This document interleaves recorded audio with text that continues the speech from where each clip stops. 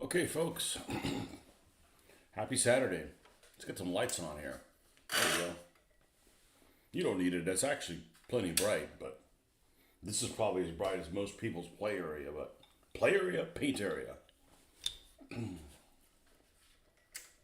But we can do better, so we will.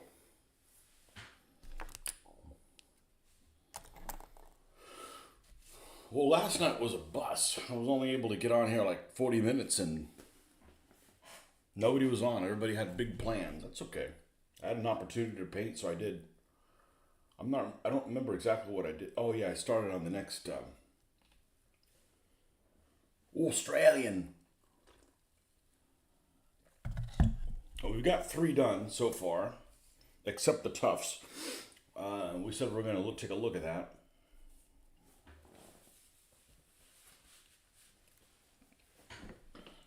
Let's see what we got option wise. Maybe do as little as just one.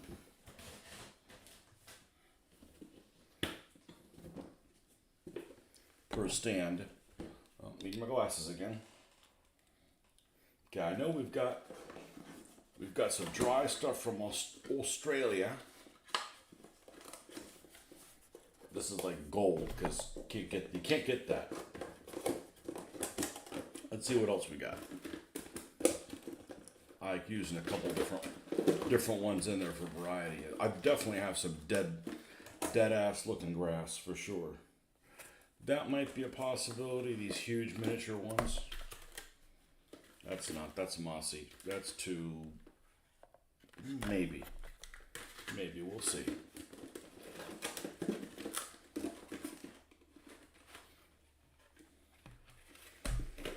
Highland tufts, wasteland tufts, winter tufts, ones I've never even used. Never used yet. And what's this? Frozen.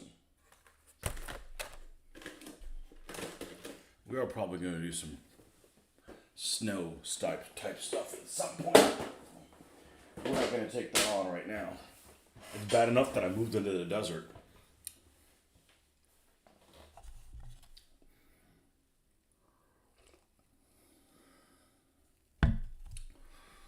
All right.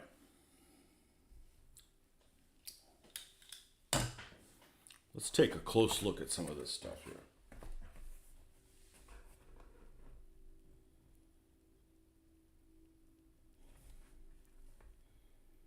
Yeah, that could work. Yeah. Okay, I'm not going to do frozen because there's lots of these other ones that work, and these won't work for frozen. What's this? Gamer's grass, light brown.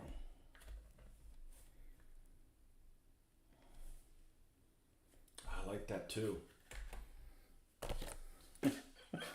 That's the problem. I like too many things I have. Okay, I have too many choices. I don't need these. Okay, these have a little bit of green in them. We can use those for more temperate zone. I don't like the huge miniatures ones. They come on a base that's kind of hard, which is in theory a good idea, but then you can't push it into different things. So I won't be buying those again. I'm sorry. I like their color combination, but their base is something I gotta fight all the time. I don't like the fact that these have like really dark brown along the bottom, this wasteland tuff, so we won't be using those. And for that reason, I'm out. This is winter tufts. We have winter guys that need this. So that one's out. All right, so good. Now we've eliminated, now we've got this dry grass, which are almost a uniform color, and these things need 0 glue. Whoops.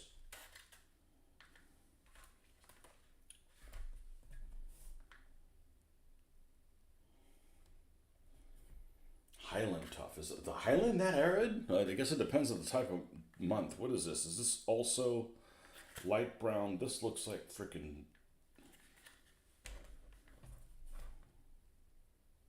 Let's do this. Let's we're only doing 3 figures. 1, 2, 3.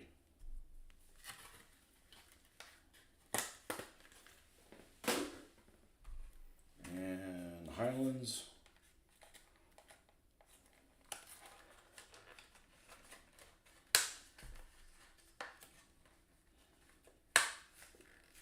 Oh, it's stapled down here. Not anymore. I don't know if I like these.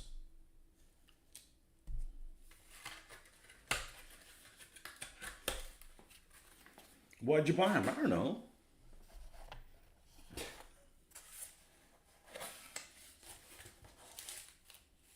Okay. And these little guys, these little happy guys. All right, so I like to use them to cover things that I don't like how they look. So, like the edge of the stand here, I put this stuff on there and it shrank.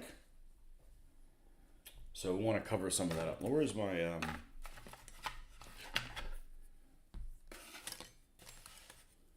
tweezer? Let's see what this looks like in place.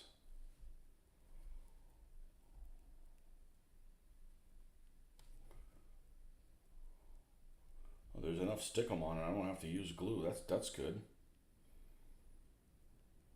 Okay, there's a boo-boo back here. I don't care for.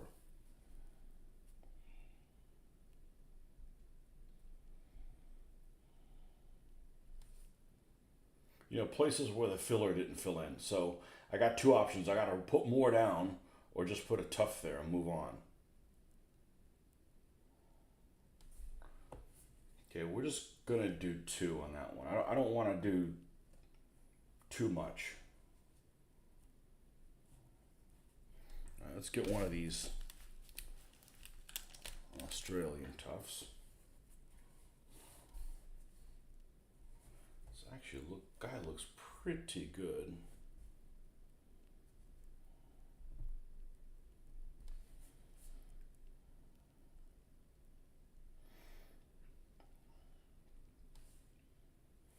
And then we got a boo-boo back there.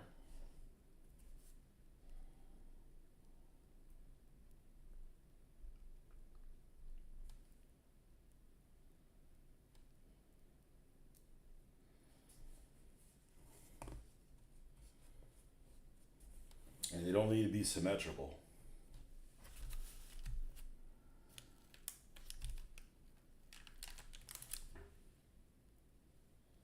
Oh, this is a long one. Okay.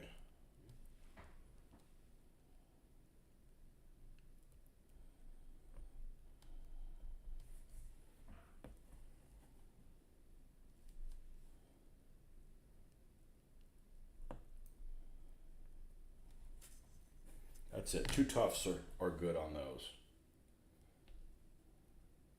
Well, you know what? This guy's got.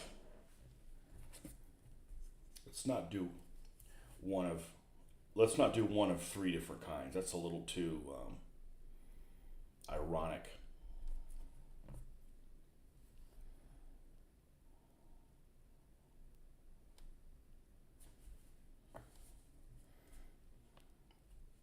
Okay. And here is the three Commonwealth guys I've got painted so far. We'll put him here. Doesn't matter if they mix, they can get along.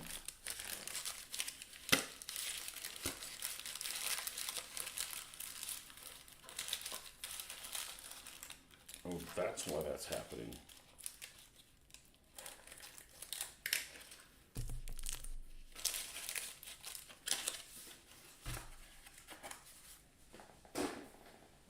Put our stuff back. That's how the room gets turned upside down. You don't put things back.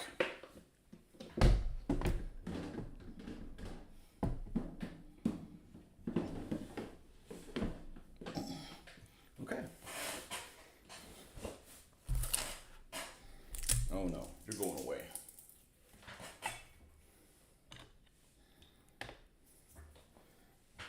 And maybe we can get a couple other guys. We'll finish up this universal carrier that I put some rust on. We're not done with it yet. We're not done with the weathering. But it is kind of crude. But it is what it is. All right, we'll see if anybody shows up this morning. It's Saturday morning. It's usually not too bad.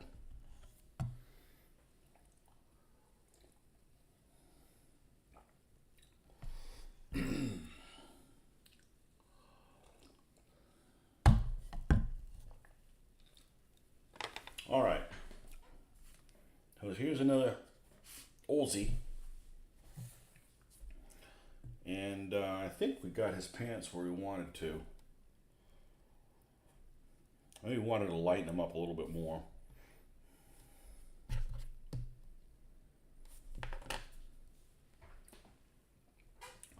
Let's get the black out here and the white.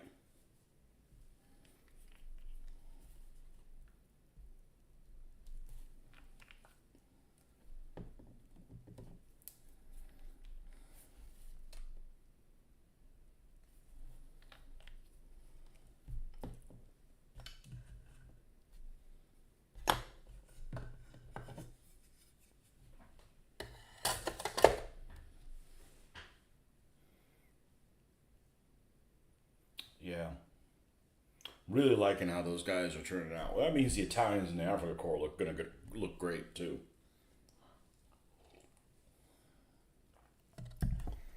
The eye ties.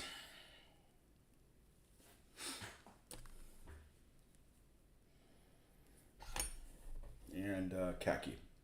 Khaki is what the base color is here that we used on this one. I'm going to move these two colors out of the way. Glazes. That's really what they are. They're supposed to be washes, but they're pretty thick. I think they've been sitting on the shelf a while.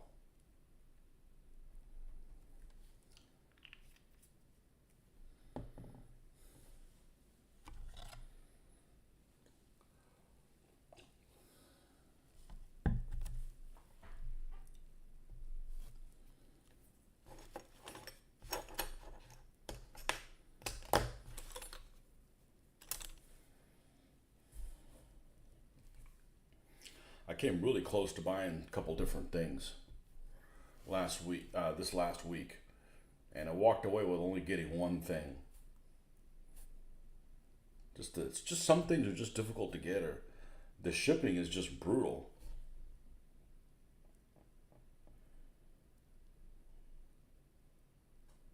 We need to go. This is about where we left off.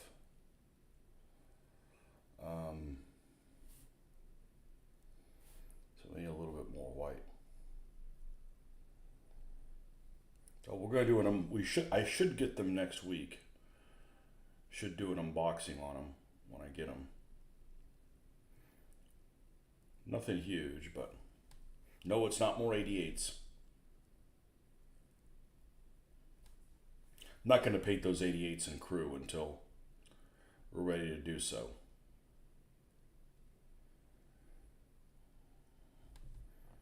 We're going to do a few of the good guys first.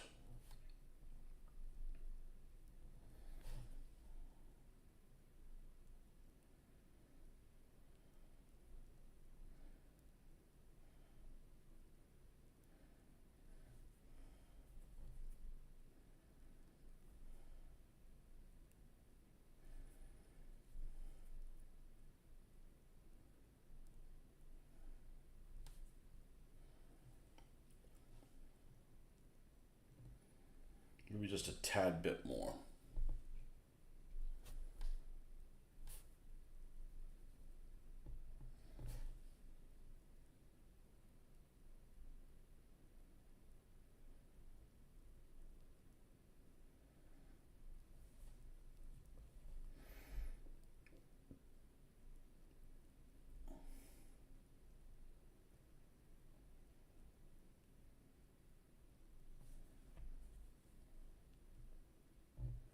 All right, now we're going to do the shirt.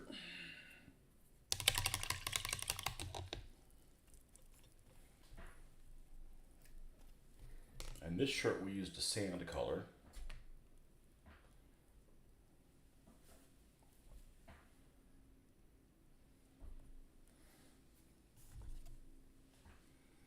Good morning, Marcus.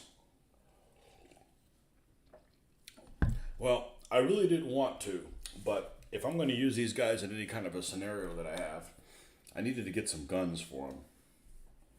So I ended up picking up, and I didn't like the price of them, but I ended up picking up a couple of just yesterday. So many things are like not available, out of print. I mean, Plastic Soldier Company must be like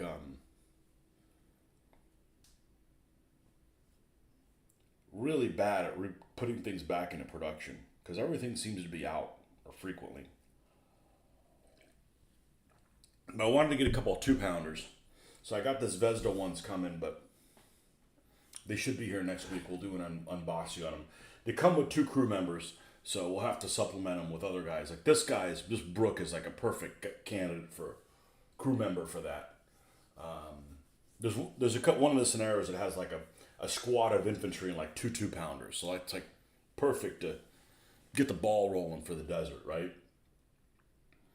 And that can chop up some African Corps guys or Italians either way.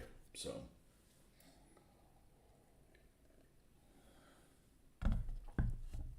but like the 25 pounder from Plastic Soldier Company, I couldn't sleep last night. So I couldn't sleep last night, but yet I went to bed at like 8 because nobody was on. I was just tired. And Fridays is I'm just really really tired on Fridays. Dealing with all the work bullshit. So they I was doing a search on if I wanted to get a 25 pounder set, which is the right one for jock columns at CD Rizet,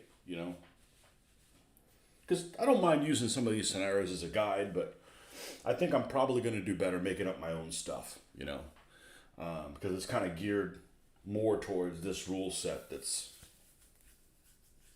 doesn't need 7 or 8 vehicles on a side. It can be done. I don't think it's that bad. Because there's a lot of like turns that ended up getting passed. Like when you're sitting there shooting at each other, what's the driver gonna do? Well, he's gonna sit around, twiddling his thumbs. So, but the the Morris 25 pounder Plastic Soldier and the Plastic Soldier Company one's cool because they've got crew members that come for the desert and the other ones. So I was looking at getting that. There's only one. There's only one copy I could find. Some guy in Australia, in Canada has it, and the Canadian postal thing goes on strike. I contacted him. I'm like, why is your shipping times like, you're in Canada, you're not like on another planet. Why are your shipping times a month? He's like, well, Canadian Post just went on strike. I'm like, great. Looking forward to seeing those. Need some 20 millimeter flak 30s and Zvezda and First to Fight are my top 2 candidates. The 20 mils flax are pretty cheap on Amazon right now. That's the first place I look because there's something about ordering something and not knowing when it comes in, and Amazon does a better job than anybody else. Like they keep you up to date constantly what it is. So if you look at Zvezda 172nd and there's some things that aren't a good deal by Zvezda. Like they make a 50 caliber machine gun set. It comes with like 150 caliber, doesn't it, or something like that? I mean, that's a terrible deal. Some things are okay. I guess it's not that cheap. It's $11. You talking about this little thing?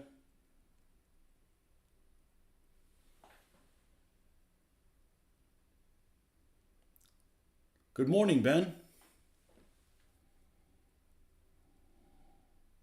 Looks good. Uh, I'm going to keep the 2 pounders. I think on the base because the base has like the little. I'm thinking I am because the way that 2 pounder gets pulled apart is you take the little tire and you throw it off to the side. It's got to be somewhere near it. So I think I'm probably going to keep them on the base. I just don't like putting a gun on a base because the infantry is going to be on a base as well. So you're going to have a base on top of another base that's on the ground. It looks a little clunky, but I think they've got one of the guys in there that just sits on the gun. He won't be on a base. You know, he'll just be riding the pine.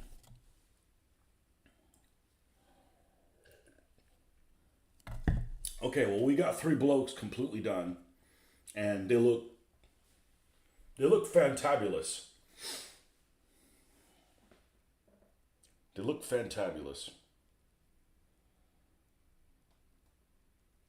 Really happy with them. So let's continue on with this guy. We used the sand base for the other guy's shirt. I'm gonna use skeleton bone for this one. I like to vary them a little bit.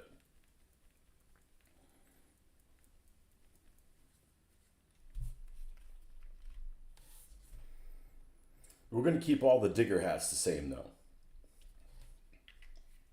All the bush hats will be that British uniform base, which was recommended on one of the paint guides. I'm like, yeah, it looks good with the little khaki around the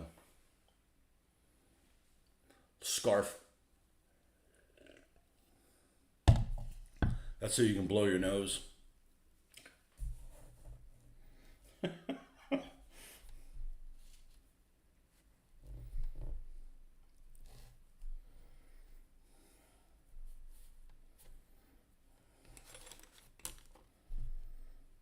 I guess we should probably pick this guy's name soon. Let's see what kind of a name I could come up with that somebody's not going to like. I didn't realize by picking Munt. Munt is Australian. Greg says Munt is a. Well, these names, first of all, are all Australian veterans. So if the guy's got a funny name, somebody that went out in the service of your country had a funny name.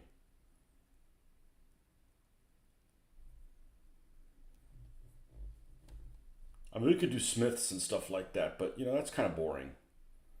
No, and I really want to avoid people with the same last name and two different nationalities because there's no reason to be fighting over that.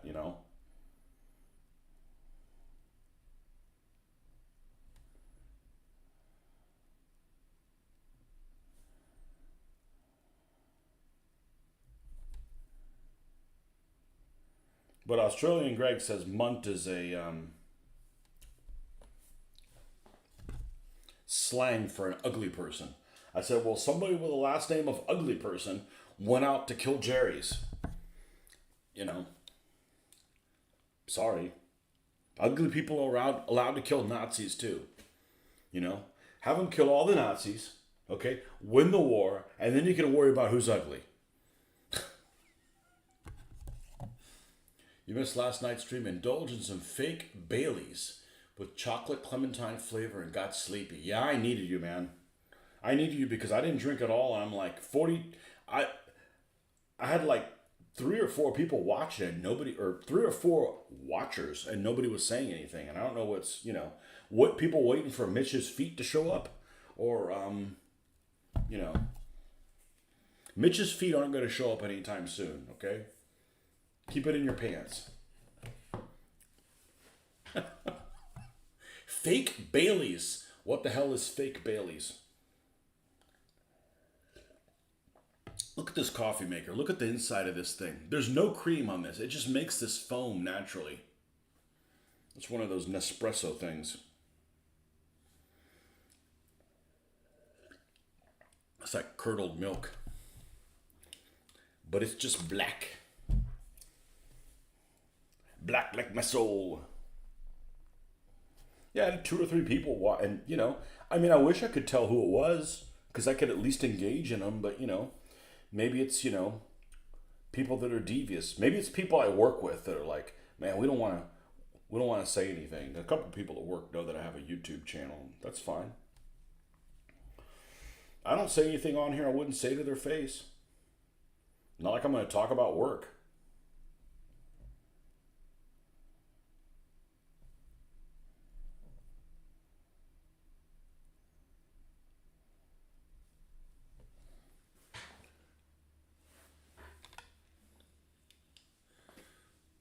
There's some funny names on real records.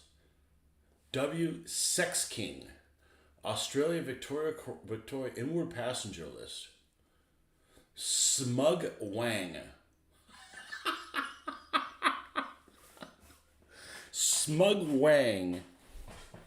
Sounds like something you say after a happy ending. You doing all right? Yep. Go to Smug Wang.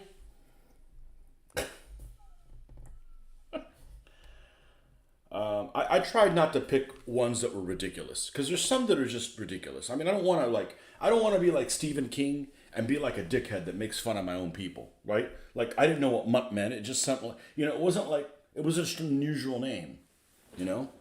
I mean, I wouldn't want to be named Munt. It sounds a little bit like, yeah, that. What do we got? I got a Rosie. Rosie. It's somebody's last name is Rosie. Rosie. Peach. Genders. One of the 52 genders. Big family. Maybe we'll make this guy Genders. Brumby. I got a Crump. Crump the Grump. Which guy looks angry? We're going to do that. That guy's going to be Crump. Crump the Grump. Maybe this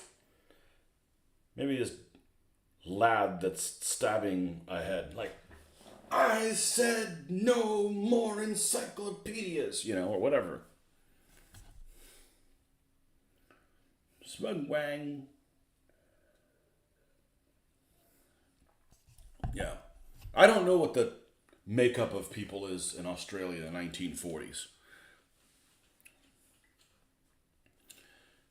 I won't be using Adolf Wethole or Turd Rumbula. No, they look, I have to explain the too many people. If you have to explain the too many people, no, that's a real name. I know. I'm playing this so I don't have to explain things that don't make sense to other people. This isn't DBA. It doesn't make sense to me, but that's just how it is. I don't want to say shit like that. Okay? I'm not interested in that kind of talk. I know that's the rules, but that's how we have to play them. The hell we do.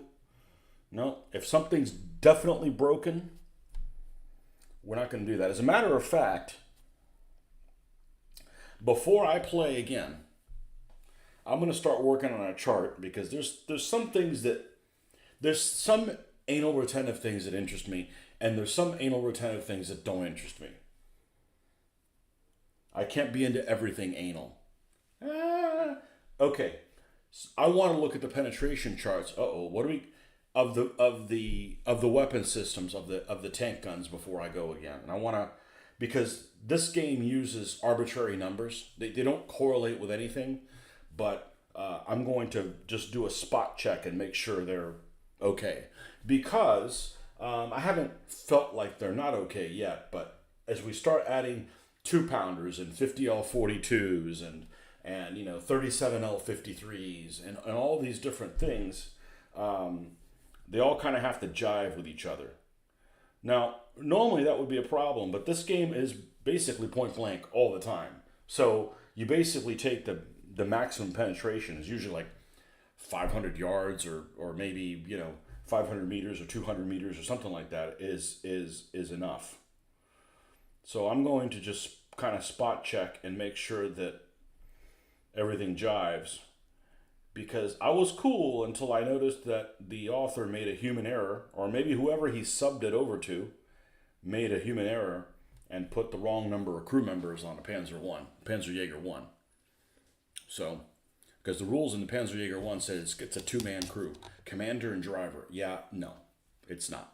So, yeah, maybe if one guy's on break, if one guy, misbehaves, runs his mouth about Adolf wearing a dress and gets shipped off to a concentration camp, yes, now it's only a 2-man crew, okay?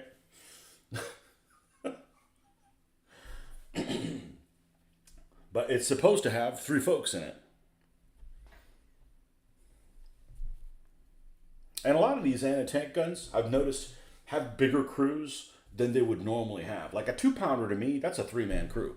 Like, why would you have a 4-man crew on a 2-pounder when the 2-pounder inside the tank has only 3 guys? You know, plus the commander inside the tank has other things to direct, like the driver. So why would you have a fourth guy? So I'm fine with just a 3-man crew for the 2-pounder, even though it only comes with 2 figures. But those things can vary up and down or whatever, you know.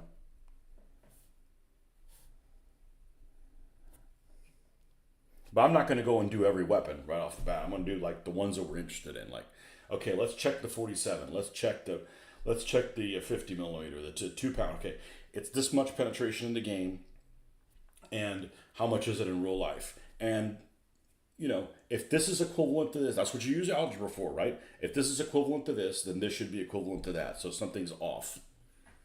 So, but that's the kind of stuff I like doing, that kind of stuff, because I'm like learning real stuff as I'm going along. But this is all maximum penetration. So a lot of these vehicles at this range I should be able to penetrate each other, even if it's within the variance of the die roll. It's not like, oh, automatically doesn't penetrate. Take any of these weapons, assuming you're not dealing with something like a Matilda, right? There he is. Clan Munt. Good evening, everyone else. I can watch for a bit before lights go out here in the land of Oz. You guys not paying your bills again? Well, I got 3 buggers done, and they look spectacular. And they have, and some of them have Australian toughs. Yeah, so we're going to do the good guys first. That's the Commonwealth. Sorry, I'm old school. Churchill's better than the crooked coconut people. The Panzer Wars site has a bunch of tables and penetration armor. Not sure if that. I'm going to go to a lot of different sites and make sure that it's okay. It should be fairly consistent. But I haven't decided which sites I'm going to go to yet. But, I've got my own data plus, the other stuff. It should all jive,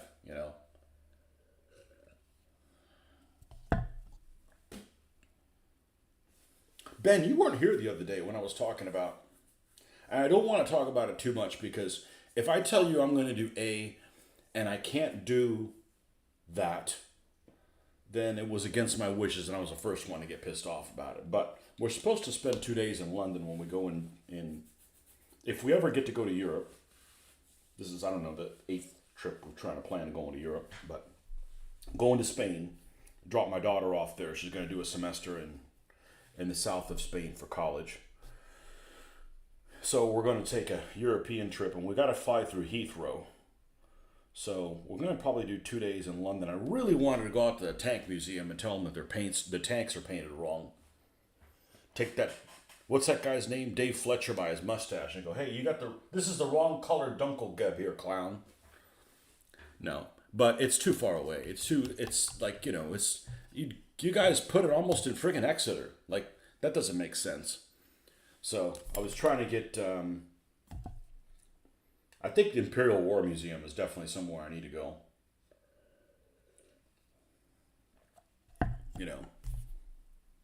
That's got World War II written all over it. Saw them on Facebook. Well, they got Tufts now, so they look better. They look even better. Let's see if we can.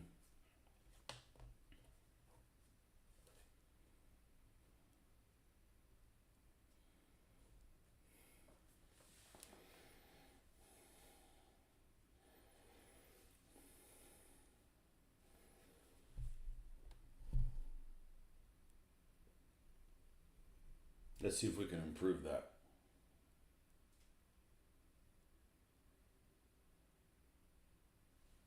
I'm really excited about them. Let's put it that way. That's the important thing. That's what's going to keep me going.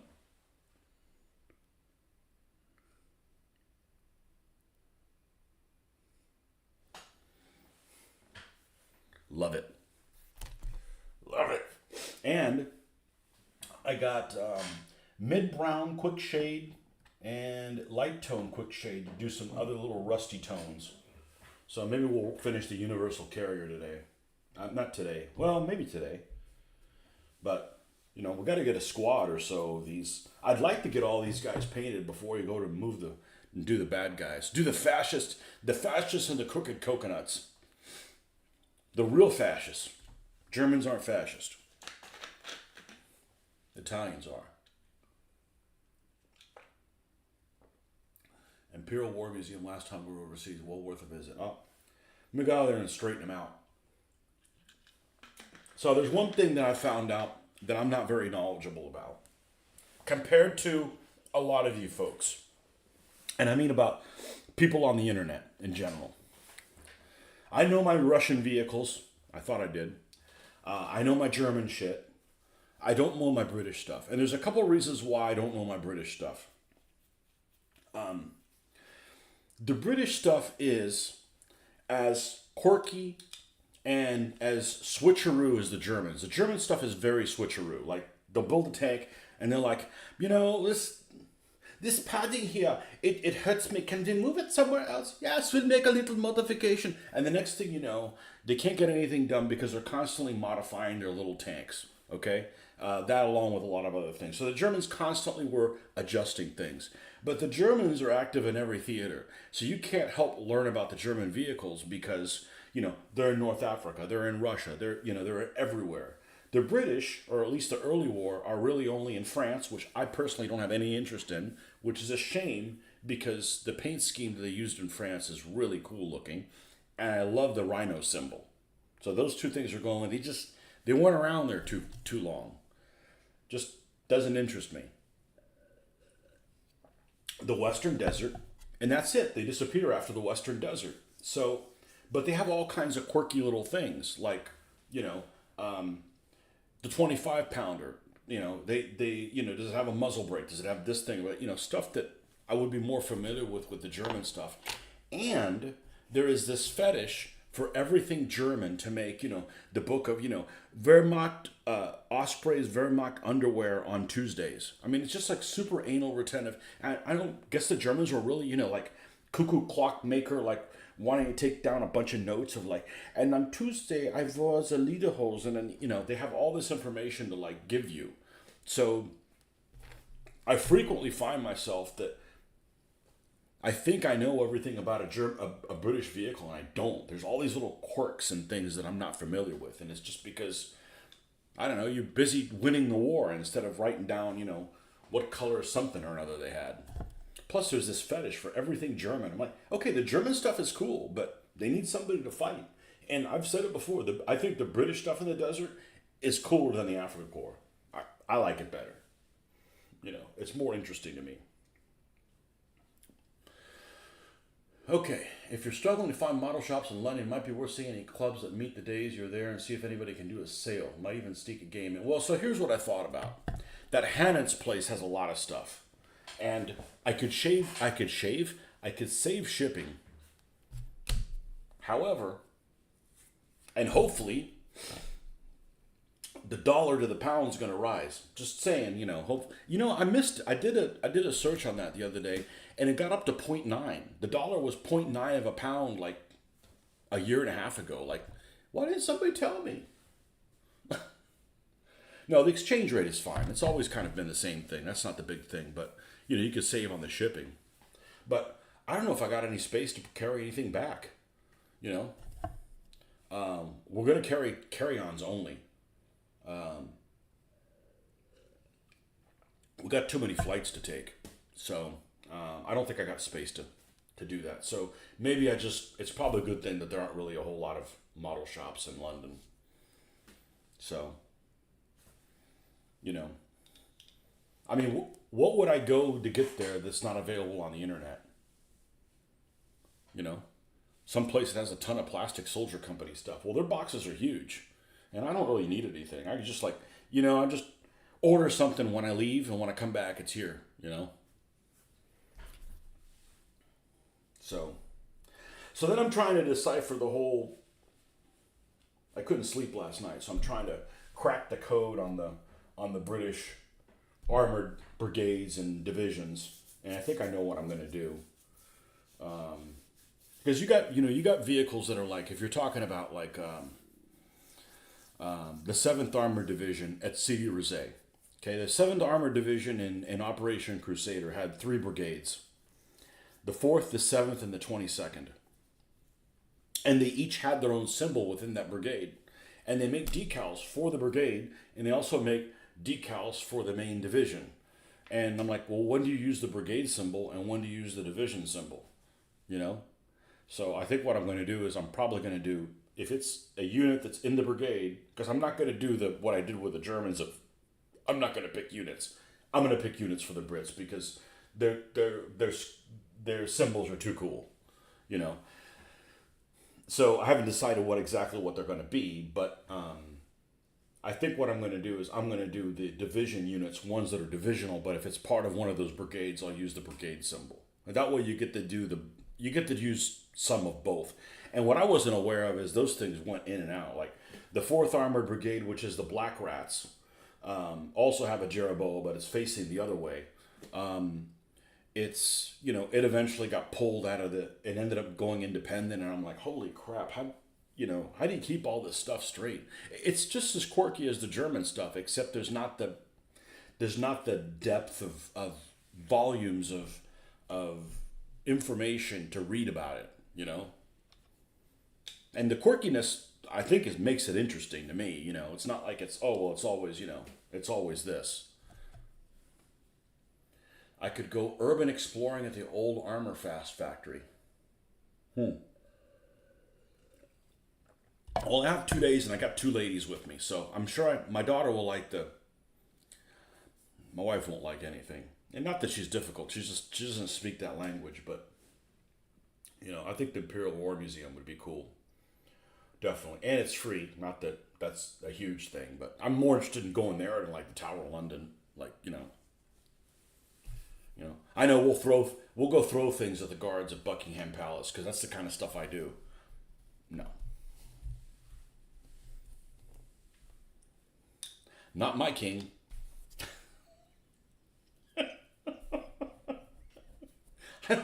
I don't like the idea of royalty.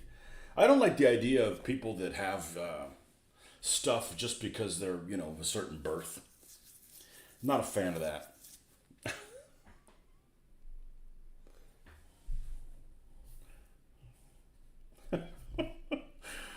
Oh, man. So anyways, here we are in the Western Desert.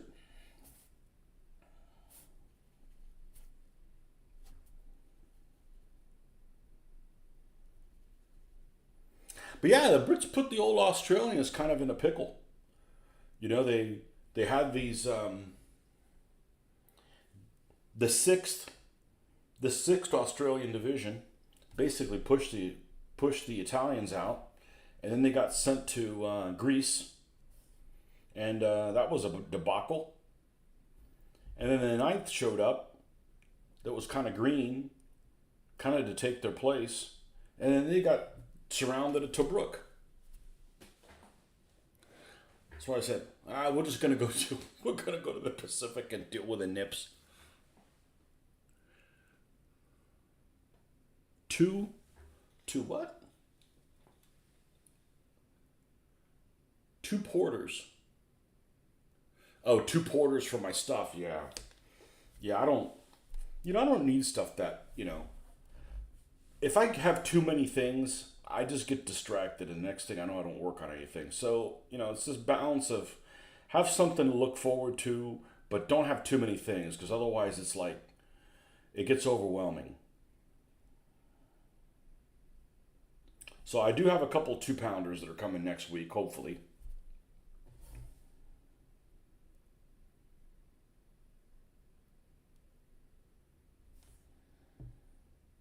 From Zvezda. And you know what you can't find? A boys anti-tank rifle. Now, who the hell makes a boys anti-tank rifle for these guys? Now, I just got notified I just saw a notification that FAA opened back up. They're like based in Maryland or something like that. Why you would want to do a business in Maryland, I have no idea. That's like a tax hole.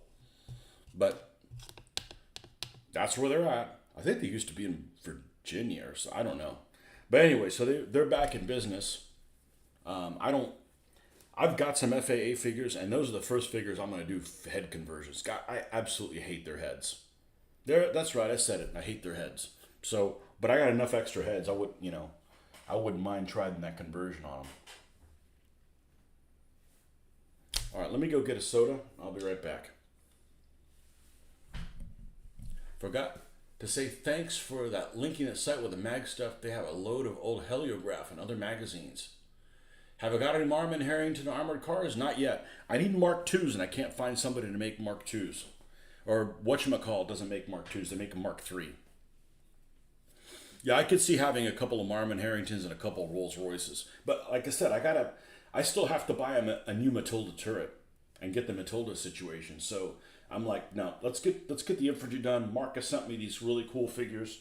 Let's get these things rolling, and we can worry about the vehicles. I still don't have the A13 painted, which ticks me off because nobody makes a 3D printed Mark IV, a Cruiser Mark IV-A, which is what I want.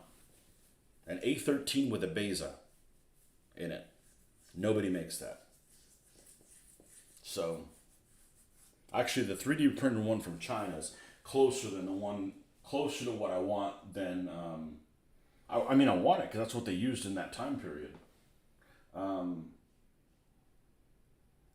Closer than the one that Chad makes, but that's not his fault. They don't make the file for it. I'll be right back.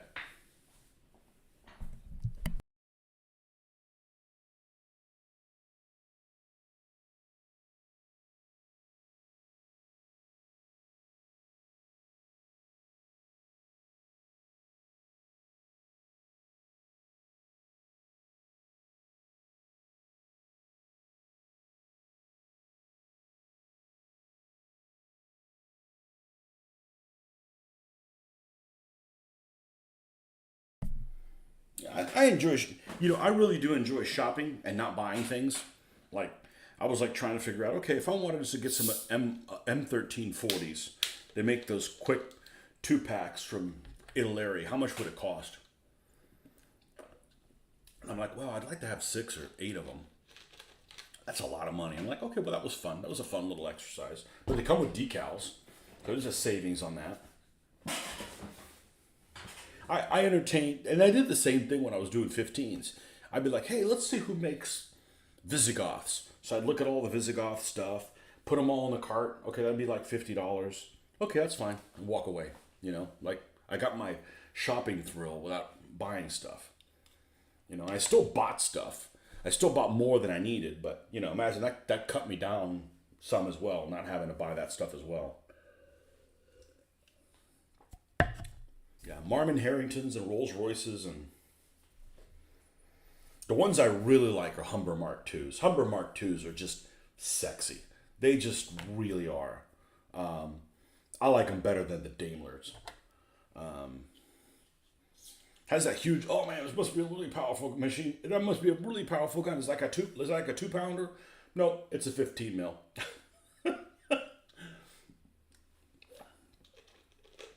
I haven't even bought the Mark 6s that come 2-pack from S model.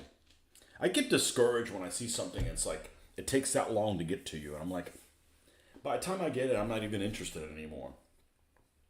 You know.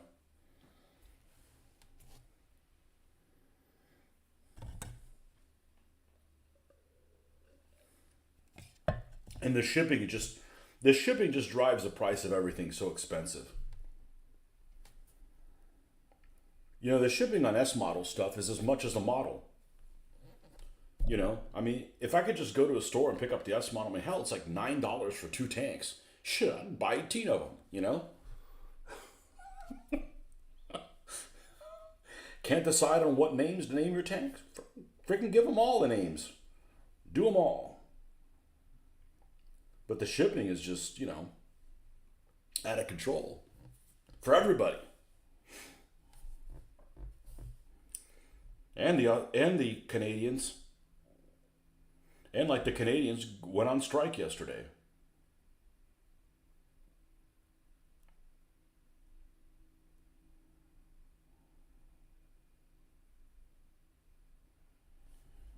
Oh well.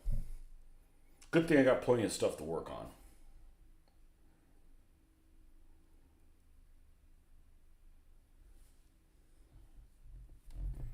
But yeah, I got to get the situation with the Matilda straightened out. That further proof I don't know anything about the British.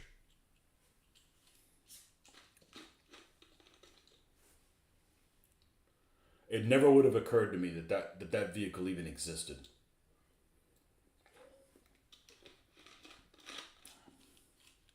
And if you don't know what I'm talking about, I ordered a 3D printed Matilda. Okay, because I ordered like one of these, one of those, because I never ordered from this guy before. And even if he does a good job, which he did, there's different designers of the different models that I wanted to see how a bunch of them worked. So I'm like, okay, I don't like this designer. I do like this one or whatever. So I got some from like 4 different designers, right? Well, I ended up liking all of them. But in my haste, only one of them makes a Matilda, but they make like 4 Matildas. They make one that's called Matilda with 2-pounder. They make one that's called Matilda 4. They make one that's called Matilda Goat, as in greatest of all time. And they make a Matilda something or another. Okay, they make a different one. And that's just the Matilda 2s that they make. The Matilda Model 2s. So I ended up ordering a Matilda 4. What I didn't know is that's the one with a freaking Russian 76mm gun in, which I didn't even know they had done that. I didn't know that, I mean, I'm pretty knowledgeable about freaking tanks, considering I played Command Decision a lot. That vehicle's not in there. They only made one of them. They converted one of the Soviet Matildas to have the gun that's on the T-34 in it. And they didn't even use it. So why would somebody make a 3D print of that? Anyways, that's the one I ordered. Didn't realize that it looked that different. Painted it up for the desert. It's the wrong fucking turret. And some smart ass says, hey, it's the wrong turret. It's the one like, you motherfucker, But it's my own fault for getting it. So I do like that manufacturer of the Matildas. So I'm going to probably get 3 other Matildas complete of the 2-pounder version, and I want him to cast me another turret because I don't want to redo all the freaking rivet spots on it. And if the back of it doesn't look the same as the other one, we're gonna put a big flag on it, But I'm not willing to give up the bottom of that Matilda that I painted because it looks freaking. I put some hours into it, It's not the cost, it's not a monetary cost. It's just like, okay, I don't want to have thrown that money away kind of thing. In other news, I did find the wheels for the Fujimi 251, which I haven't even sealed this thing yet. The paint modulation on this is like the best thing I've ever done. It's incredible. I don't know. I just got lucky.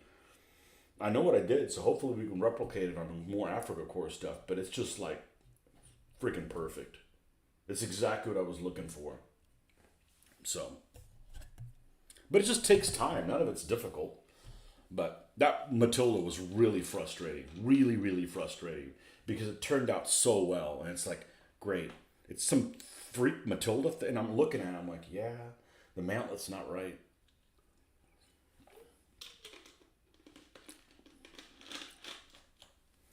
I mean, the Germans make things and they make at least 2 of them. Not just one. That's not true. What's that thing, that one Porsche Tiger?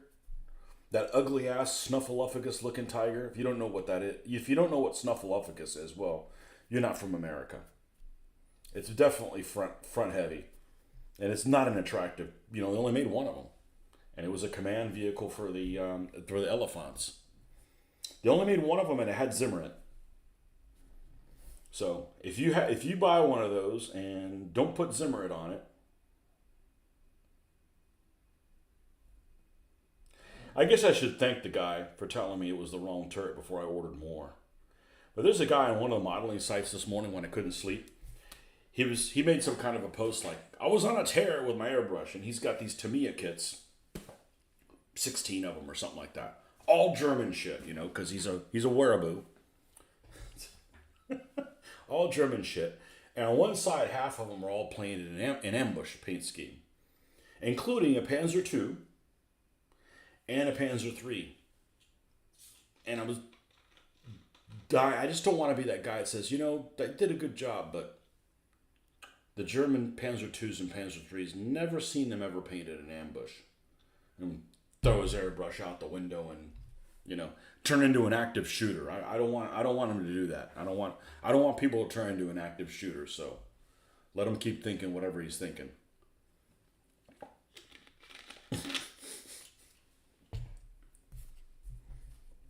I don't want it to be because I'm me.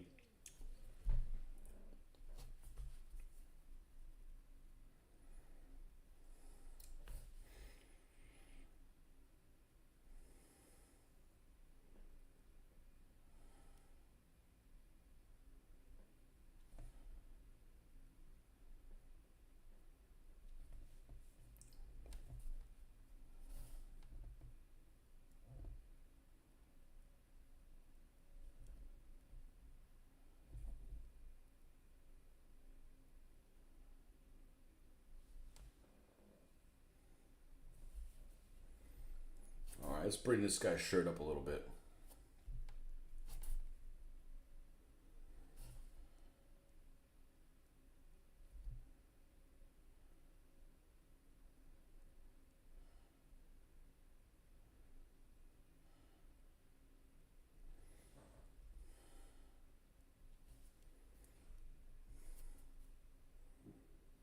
Actually, I don't know where this guy was. It might have been somewhere in Europe. Then we could just turn him into an active stabber.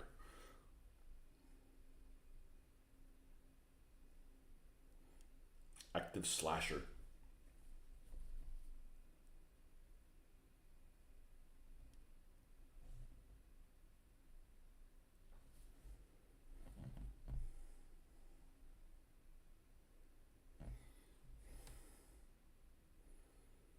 Well, today's the first cold morning of the season. It's supposed to get, I think it's like 40 something. That's for you guys to figure out what that Celsius thing is. 10? I don't know.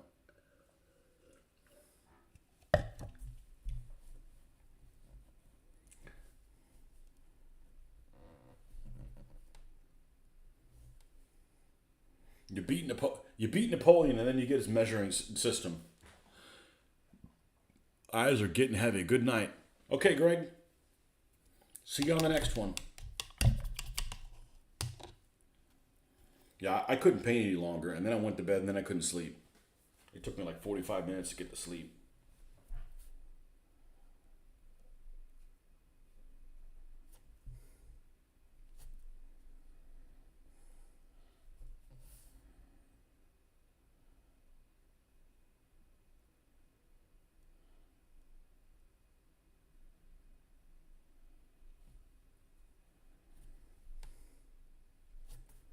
So I'm gonna try. I'm gonna try to run a scenario next weekend, but I'm not gonna make any promises because I gotta work a full day on Saturday, and the girls get back on Sunday. So do I want to make a mess and then have to clean it up the same day? I don't know that. We'll just see. We'll just have to see how things work out. We'll just have to see how things work out. I am half tempted to take some of these gray vehicles I already have for the Germans and turn them to Africa Corps. And the reason I'm saying that is because in doing the Africa Corps vehicles, I basically painted them gray, shaded them, and then put the sand color on top of it. So almost kind of like they did it originally. But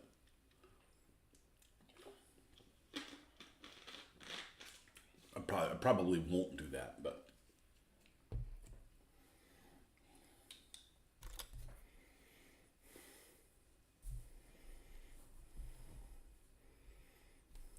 see, there's no rules. There's no rules in the game for to use a 2-pounder with no HE ammunition against people. And I've done it. I've played. I was playing something the other day. Just fooling around with it. I think it's a stupid game called Enlisted. And I was in a Soviet. What vehicle was I in? I was in I want to say a T-34-85. And I had AP up, and some German infantry was coming. So I fired into the crowd, and I got a guy.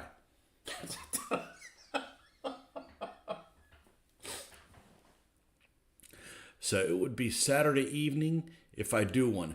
Well, yeah, because I'm just going to be so fucking tired of doing it. Now, it's going to be easier to do than the last time. It's likely I will do it, okay? Because I want to see it, you know? So, even if it's something small, you know? I got foxholes. Oh, by the way, how do these things work for the desert? Let's see if I could use these guys for the desert. I know they got a lot of shrub on them, but I think they'll be okay.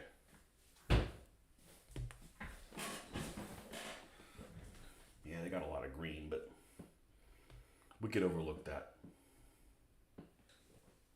Yeah, it'd be okay.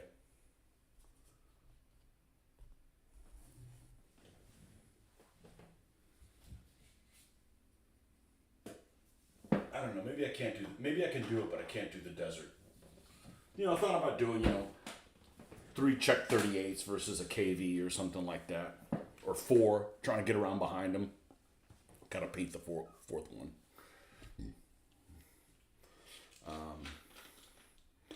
I'll probably do some just to keep it in my mind, just to keep it in my mind. Even if it's something small, you know, it'll be bigger than one vehicle on one vehicle. I'll be available, even if it's just a paint. Oh, we'll definitely do painting. There's no doubt about that. There's no doubt about that.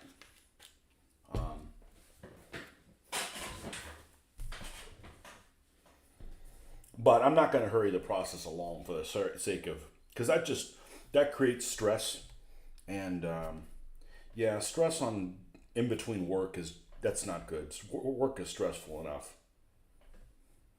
Yeah, and next week we got remnants of a storm that's supposed to be coming, and it's just going to be a shit. It's going to be a shit show. I'm not looking forward to it. It's rarely that I look forward to work, anyways, to begin with. All right, this guy's going to be damn near a white shirt. It's faded.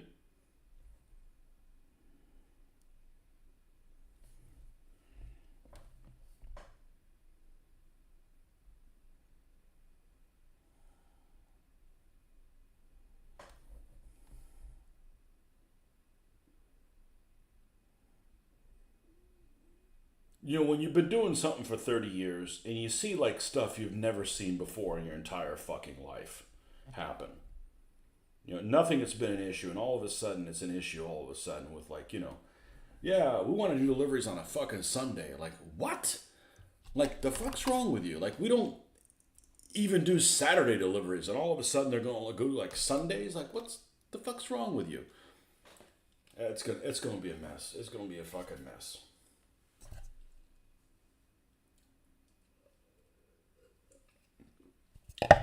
Well, you know, I'm going to paint a lot more than I'm going to play, because you need a lot of painting to get to be able to play. So, okay, shirt's done. What's next? Enfield. Enfield's next, then face, and then we'll work our way out from that. Um, Enfield has been really happy with the way that the color has been coming out. We've been using this Parasite color. In the past, I would have used this Coat the Arms Wood Brown, which is kind of close, but that thing's drying on me. Might as well get used to these Vallejo bottles, even though they seem super chintzy.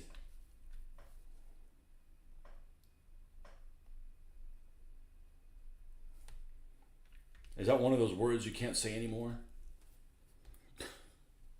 I don't know. I'm old school. We say stuff and don't mean anything behind it, so get over it. Cheapo.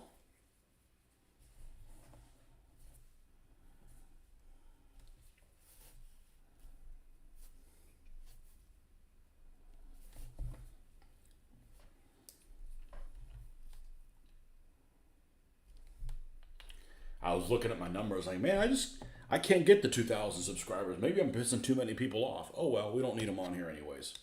If you're thin-skinned, don't come to my channel. I'm not here to offend somebody on purpose, but if you get offended by the way I am, well, that's just how I am. I don't pretend to, if you meet me in person, I'm the same person, you know? I put a lot of value on that. It's too difficult to pretend to be somebody you're not.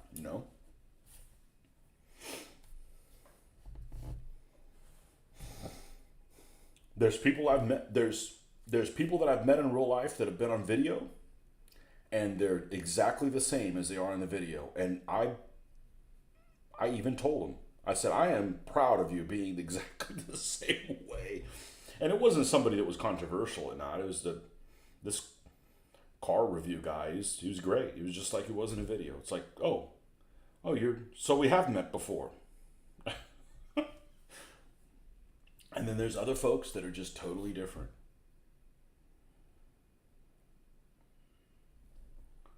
Totally, completely different. So,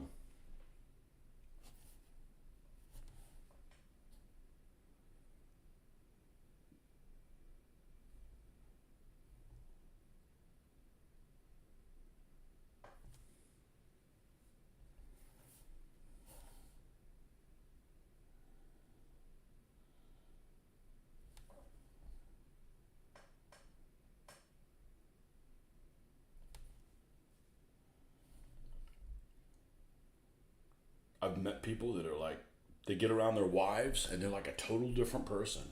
I'm the same person around my wife. I know, pray for her. It's better to be transparent.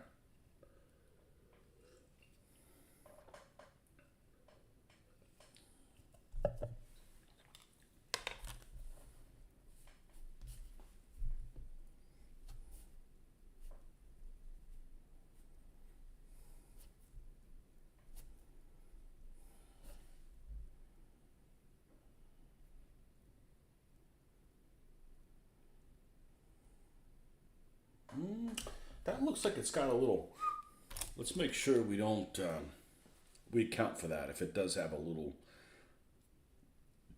crimp. I don't know. Lee Enfield rifle. I don't know which mark. It's got a crimp.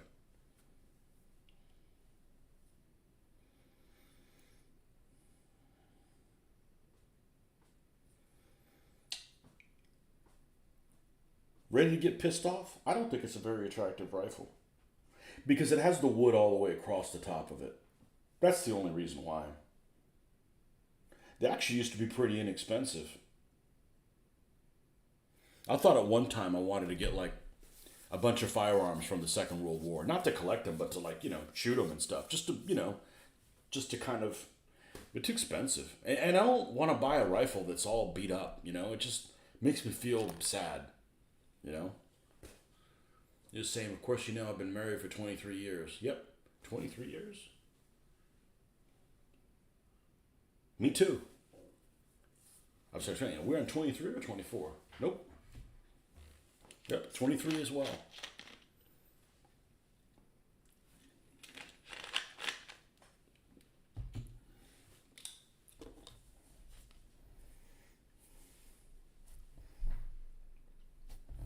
Yep. Yeah, she would have figured out who you really were by now.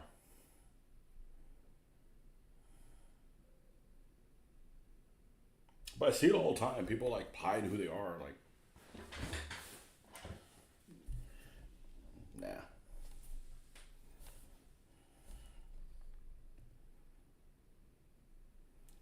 We're gonna go out today. It's like, I gotta run some errands. You wanna come with me? Yeah, we'll come with you. I mean, if my wife was here, which she's not, she's asleep. I mean, she's over in the other room. She could be here in the other room doing her, thing. She just doesn't have a hobby type thing or whatever. But I don't mind hanging out with her all day. It's not a problem. As long as I get to do what I want to do, I don't care. I got nothing to hide here. But we're gonna go out. I think I'm gonna get one of those. I'm gonna say cheap because they're all cheap. They're all cheaply made. Brush dryer. because I'm just dropping brushes in here and then they're sitting in the water, which is one thing. But the other thing is that then they're like this. They're like sitting in the water pot like this. And then when I pull them out, I got to deal with a brush that's misshapen. And I could be a better person by having one of those hangers. I think I could put it over here. It's not in the way of anything. And maybe we can have some brushes that are in better. Not all of them. Not, I mean, obviously, these good brushes, that never happens to them. But like the bigger ones that we use, that we abuse a little bit more. I think I'm going to do that. But lately, the best ones I bought are these right here. These are Royal Lang Nickel. And they're cheapo brushes that were like 40% off at Hobby Lobby. You know, there's nothing special. But they got pretty good shape. You know. Yeah, it's like a little tin that holds a little bit of water in case it drips. And then it has a stand, almost like a clothesline. And then it has this spring that goes in between the two things. And the brushes supposedly fit in there so that they can dry vertically.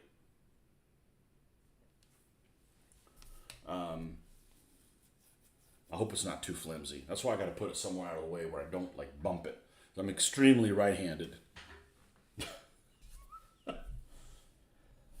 Somebody put a post this week on. Show me your pictures of your miniature holders. You know, because they make these special miniatures that you put in this thing, and that way you can rotate or whatever. And some guy put a picture of his hand. You know, like, there's some things you don't need. Like, I don't need one of those things. You know, I'm comfortable painting that way. But I'm not looking to spend money on things that I don't need, but that might make the brushes last a little bit longer. And there's no store you can go to and buy like some superb brush if, you know. I mean, I'm worth it, but I want the peace of mind of if I fuck up this brush for whatever reason, it doesn't cost that much. You know, it's just peace of mind for me. I know I'm worth $500 brush, but I'm not gonna buy it. You know. I came across something the other day, and I'm like, man, that would be awesome, but I'm not buying that. I have that when I see that, and I'm with my wife. I have this saying in Spanish that I say, "Eso no cuesta eso." That doesn't cost that. You know. Violently right-handed. Yeah, pretty much.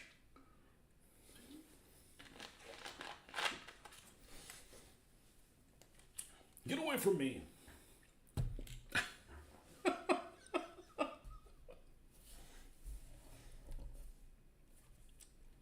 Yeah, definitely.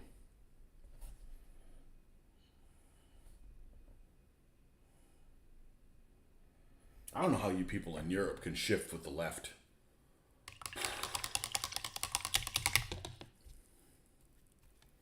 And then you'd have to drive one-handed on the right. That's weird. I guess you just get used to it, but not Europe, Britain. Europe learned. Although there's some vehicles, you know, there's some French vehicles and then some Italian World War II vehicles that have the steering column on the British side. I'm like, what?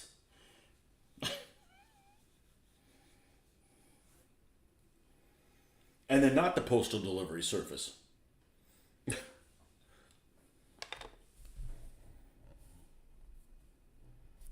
Okay, so now we gotta get, is the white still available?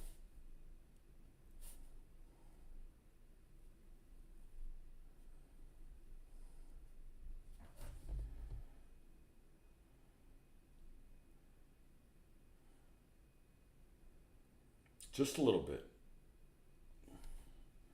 Just to give it some texture, some depth.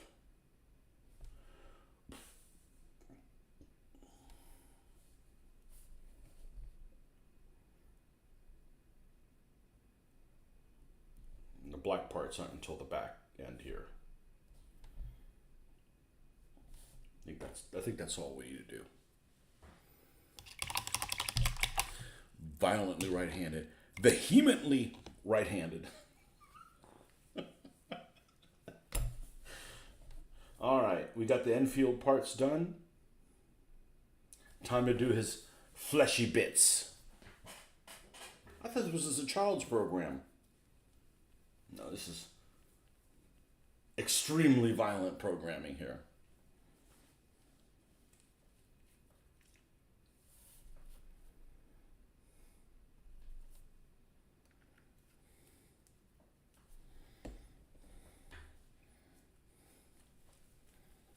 Cannibals. They still have cannibals in New Guinea, don't they?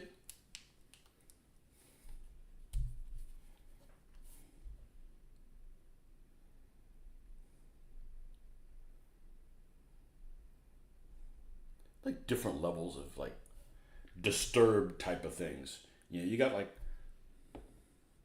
mass murderers, people that kill their own children, like sacrifice your own children, like the Carthaginians. Screw that. Cannibalism, like, what's wrong with you? So you've inspired me. Here we go. You inspired to do North African things. You're welcome. It's a team effort. As has Chad's Prince. He's incredible, isn't he? I'm going to try my hand at making another wreck diorama with a PSC 8 rad hull. I need to do that. I don't have the balls to freaking throw any of those PSC pieces away. It's too much plastic. It's too much plastic. What would be perfect is an 8 rad hull. Do the one that's the map vehicle, the 263, because that's the one that has like maps and stuff in it. I just don't want to get bogged down in that. Like maybe when we got a couple squads, we can start tinkering around with that. But I've got that Humber that's wrecked. That I'm using it as a wrecked one, unfortunately. But I got it as a. I'm not buying any more tanks to fix up. That's what Chad basically has cured me of. Like I'm not gonna okay, this isn't available anymore. Maybe I can fix it. I'm not doing that anymore. But it's free. I don't want it. You're creating chaos in my mind. When I need to do it, I'll order it from Chad. I know in a couple of weeks I'll get it, and it's it's going to look glorious. Yeah. Well, I'm glad I'm inspiring you. That's what we're here for. It's your fault I'm doing desert stuff. Damn it.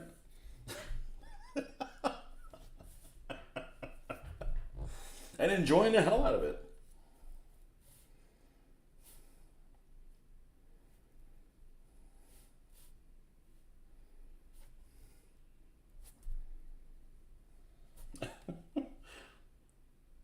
Oh man, this guy's got his socks up to his belly buttons. He's got them way the hell up there. I guess elastic was really good in the 1940s. Chad's Panzer II. I like Panzer IIs.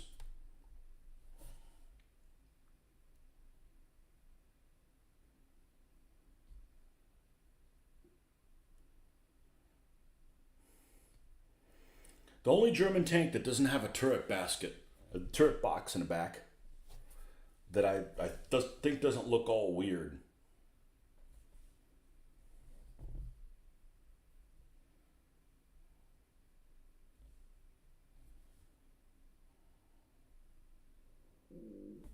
Yes, stomach.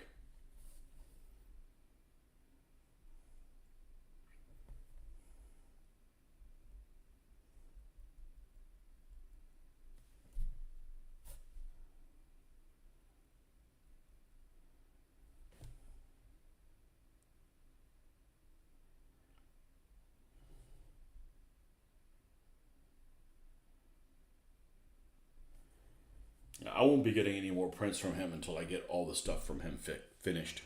So I still got the M10 to do, the A13 to do. That may be it. That may be the only two. And I haven't done the M10 because I want to get the little accoutrement.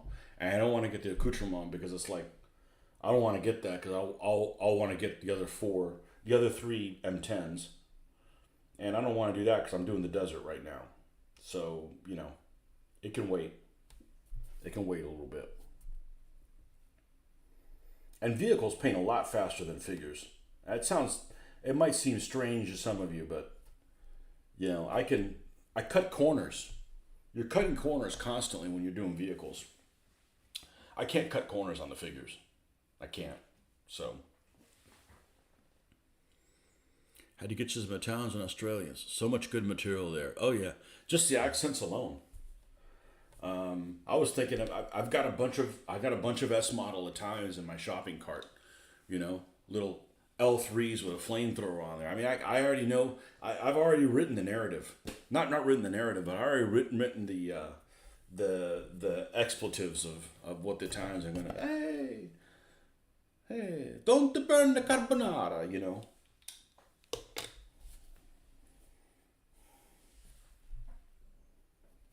Yeah.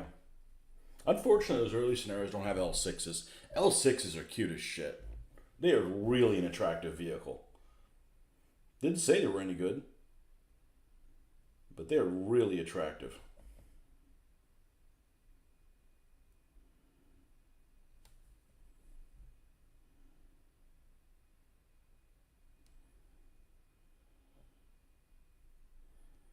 Now, the other thing Chad's done is I'm more likely to pick up things that I want for a scenario instead of like, well, this is available now, so let me go ahead and jump on it. But, so you end up piecemealing doing other stuff, which is fine, but it's hard to when you're getting pulled in too many directions, a lot of nothing happens then.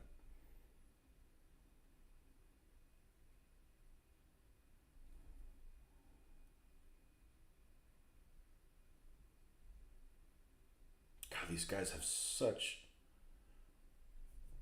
personality in their faces.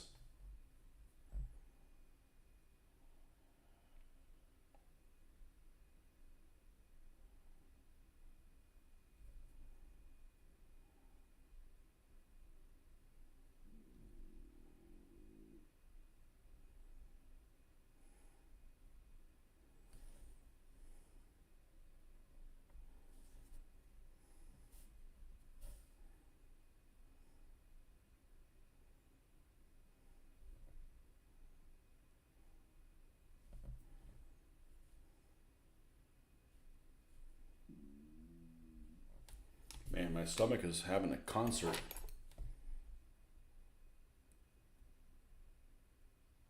Guess it didn't like the black coffee.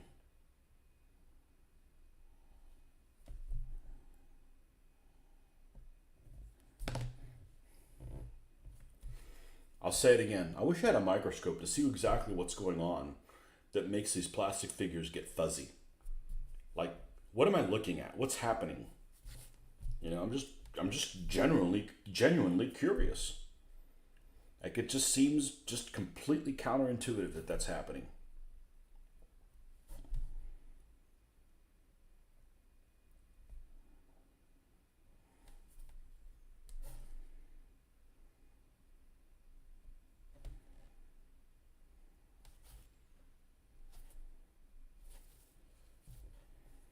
Uh, a couple of things have happened. I don't really find myself using the wet palette anymore. It takes up too much space.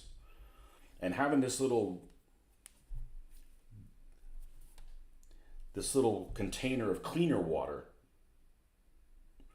to adjust the thickness of the paint, and it's right here, has been handy.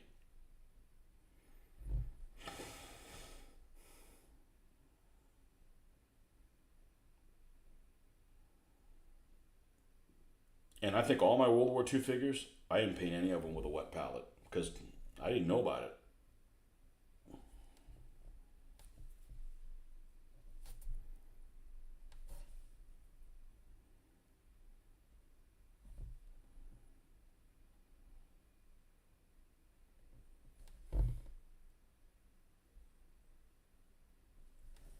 Man, I'm really happy with these diesel desert lads.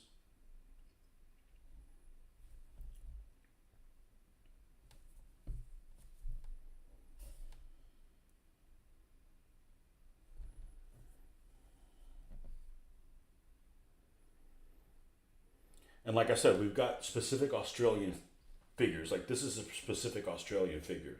So we won't use him if it's like British that I have to use. Like he'll be part of the Australian group. But if we're doing like the whole squad's Australian, then he can go with the rest of the guys too. You know, probably do the same thing with the. I don't like the New Zealanders and their what do they call that the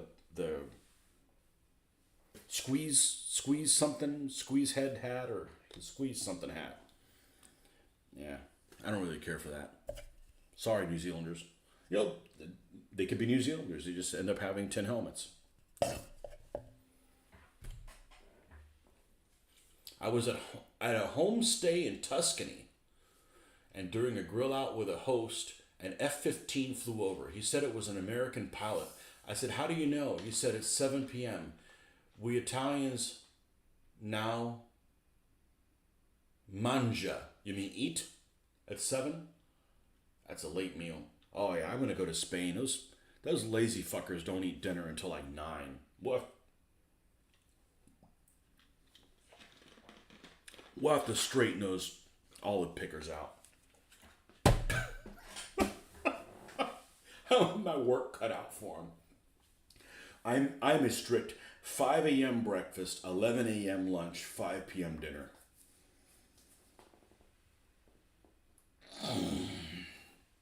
I do need to figure out how to do something before I get out there, and that's how to do how to get something to record because I'm probably going to video a lot of castles because that's like going to be like, hey, there's a castle up there. Let's go check it out.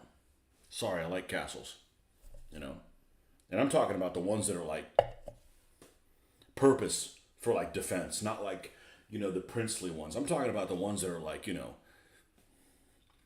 they fought a war over it and it got traded hands several times. So who knows? We got the whole trip laid out. We just don't have specifically what we're going to do at each place laid out just yet. We want a little bit of flexibility so when it's raining or something is going on that you hadn't counted on, your plan doesn't go to shit. So I know the temperature is basically going to be the same as Florida is in the wintertime, so that's like ideal. 50s to 30s.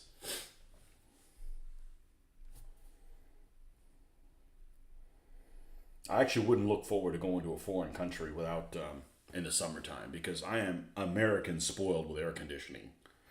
I'm not sleeping in a hot room, but to figure if it's cold all the time,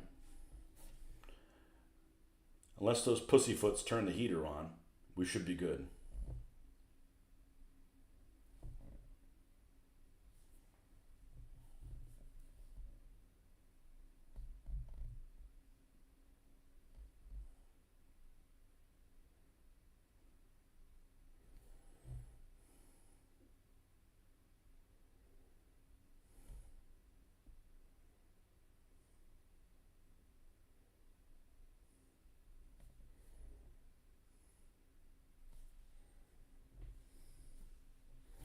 Haven't been to Spain. Wife has. If it's anything like Portugal, it probably is. Though some of the old castles are amazing. Yep. I mean, if you're into that. I mean, it's my people. I got to.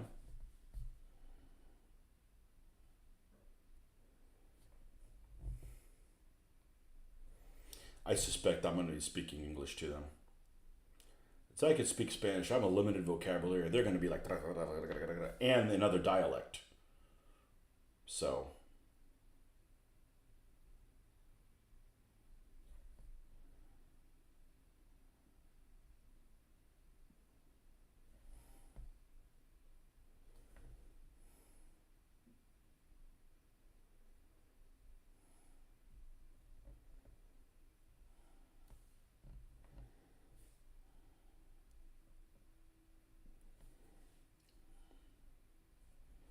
all right. Let's add a little bit more of the fleshy tone.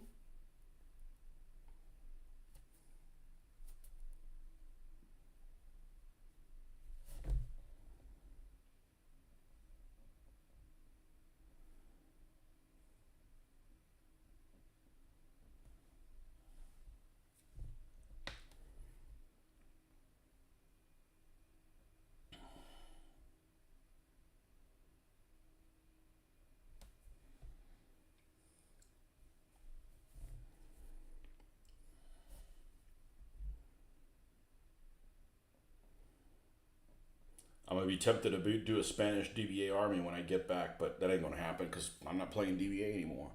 That's not true. I would build a DBA army. I just use different rules with it, but we're not doing that.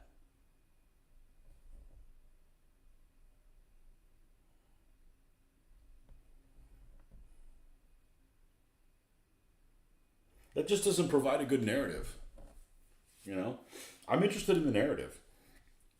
Just like if you want to survive the war, don't be a Soviet loader. It's apparently a really easy place to hit on a tank. Took it right in the loader.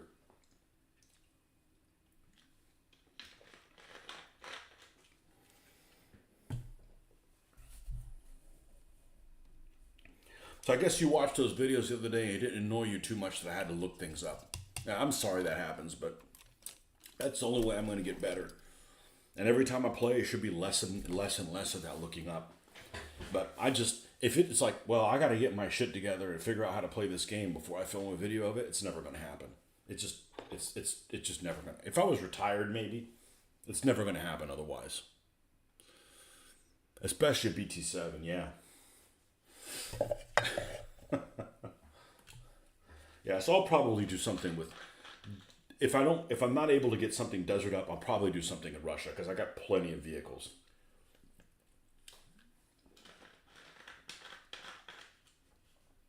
I got plenty of vehicles.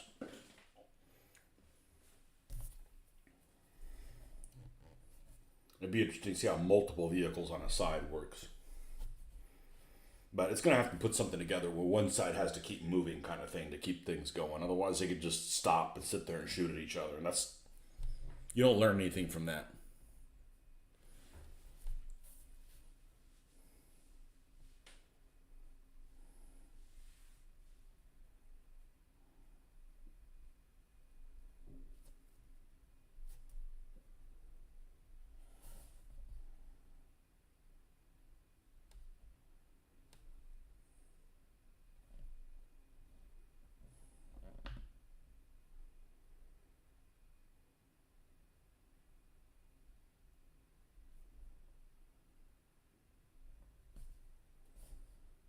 You got a dedicated place to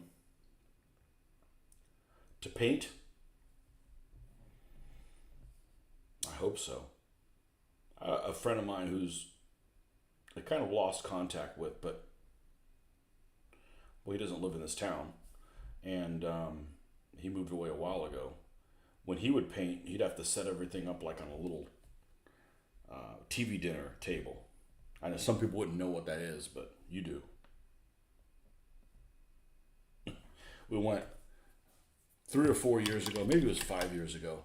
One of these kids of our friends they have a boy that's a year younger than my daughter. I think it's a year younger than my daughter.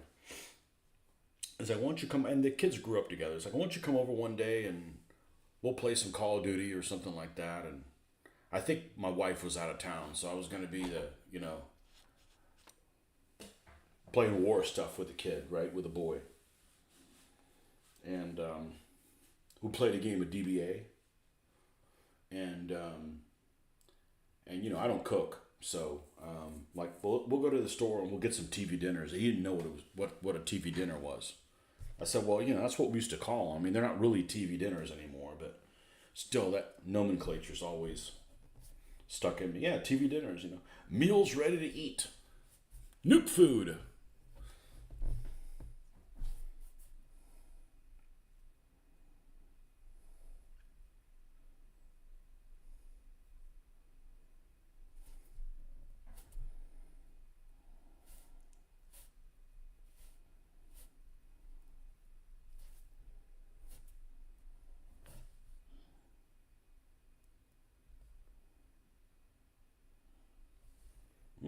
I think we jumped the shark a little too much on that. We did the too big of a. There we go. There we go.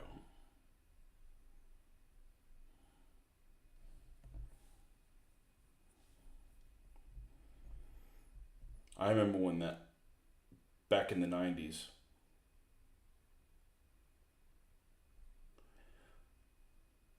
were talking about using the triad system to paint 28s.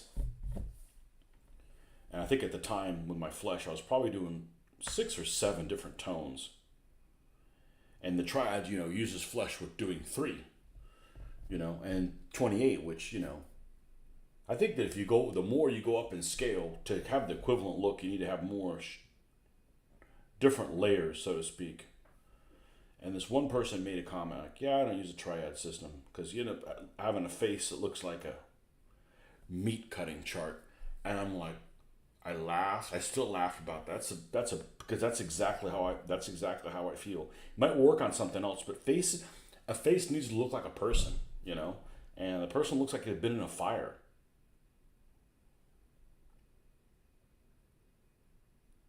And I really do like painting faces. As long as the face is sculpted well, you know. Actually, if it's sculpted poorly, you could just make up the features. It's the same table where you saw the war game. My setup is on one corner, but I can keep it set up all the time. I have things on a tray for easy moving and needed. Okay, so you paint like on a dinner table, right? I didn't realize that was in your New York place. Okay, well, you got a big place. I take it you don't have a vehicle. That's a savings. You don't have to have a vehicle. You don't have to have insurance for the vehicle. Forget gas. Just those 2 things alone.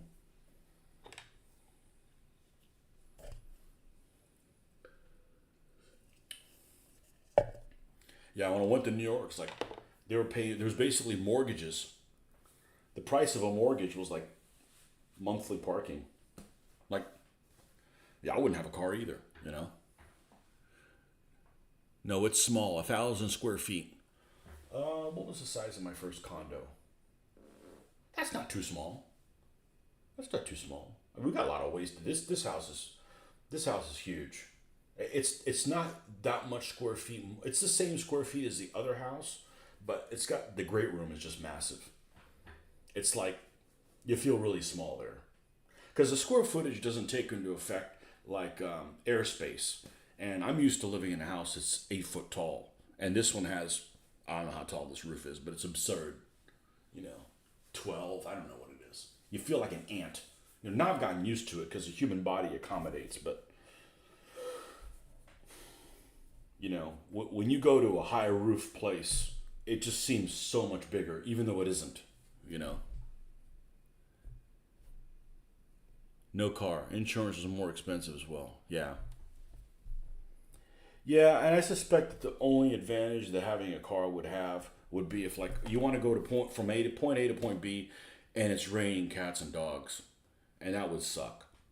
But like when I went to New York, I'm glad it wasn't raining because all that. I didn't particularly think it was that dirty, but I didn't want all that stuff like splashing back up on me. If you know what I'm saying. It just, you know.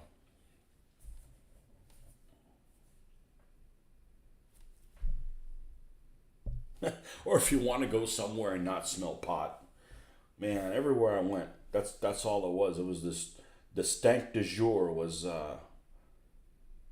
marijuana stand everywhere. There was even one guy on one block that was like offering it free to people. I'm like, no, I don't want anything free, thank you.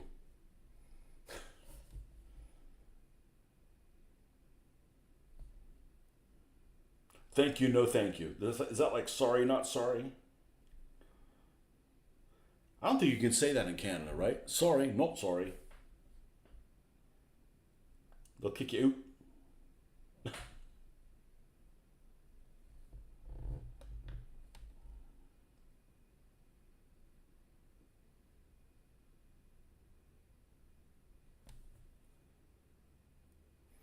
Yeah, these figures are great. What a delight. I just hope the paint holds.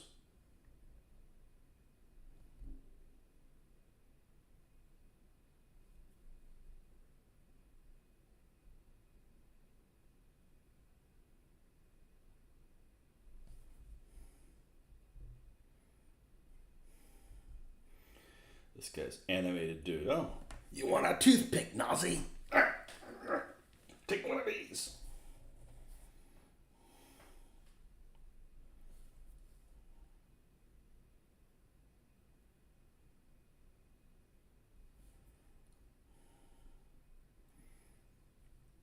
was having a nice walkabout. The next thing I know, I got to come over here to the sand lot to deal with you Nazi buggers.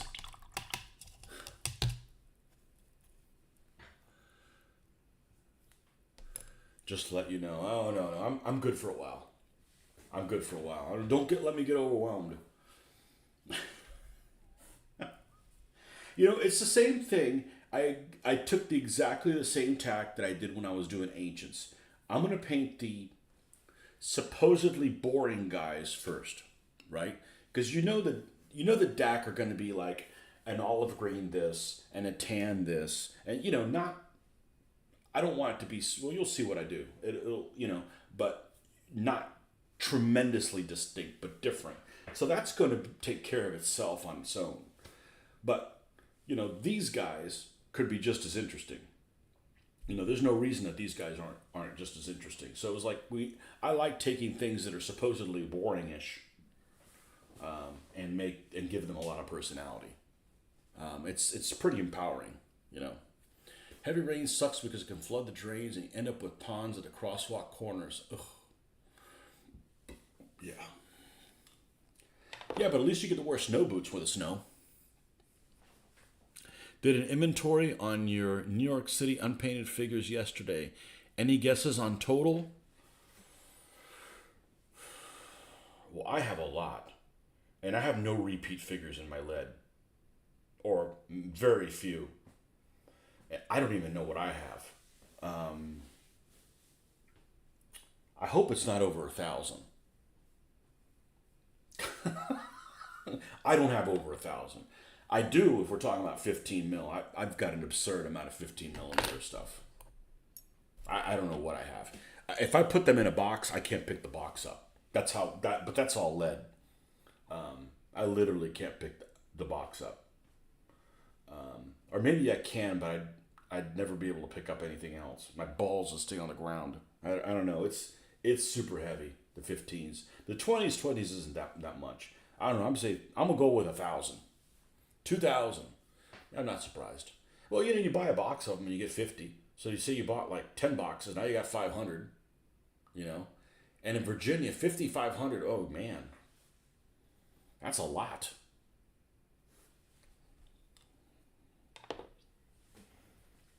That's a lot.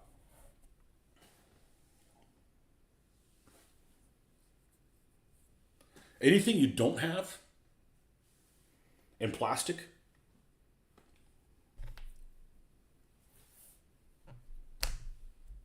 And by the way, what rules are you playing?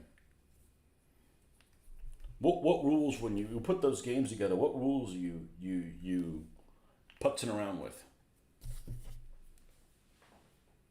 There's still that Renaissance army waiting for you to show it some love. I know. I'm not going to get around to it. I'm not. Because I'm not. Renaissance army, I've got more than one Renaissance army. I got like 8.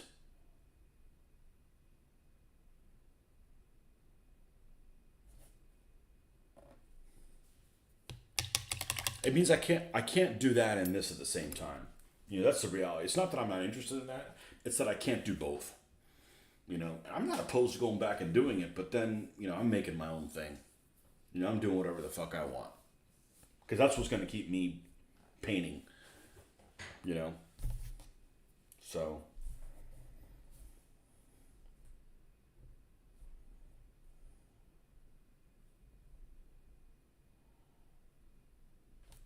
Okay, gray green is what we've been using for this, and we've been really happy with it.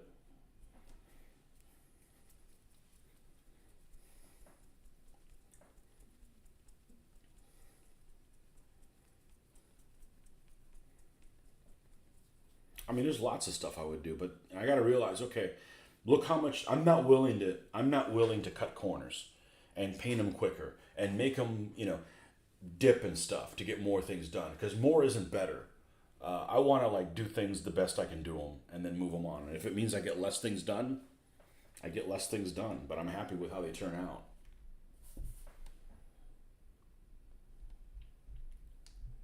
I know other people that buy pre-painted figures just to get a lot of them on the tabletop, and I'm like, I don't want to look at a lot of stuff that I don't like how it looks, you know.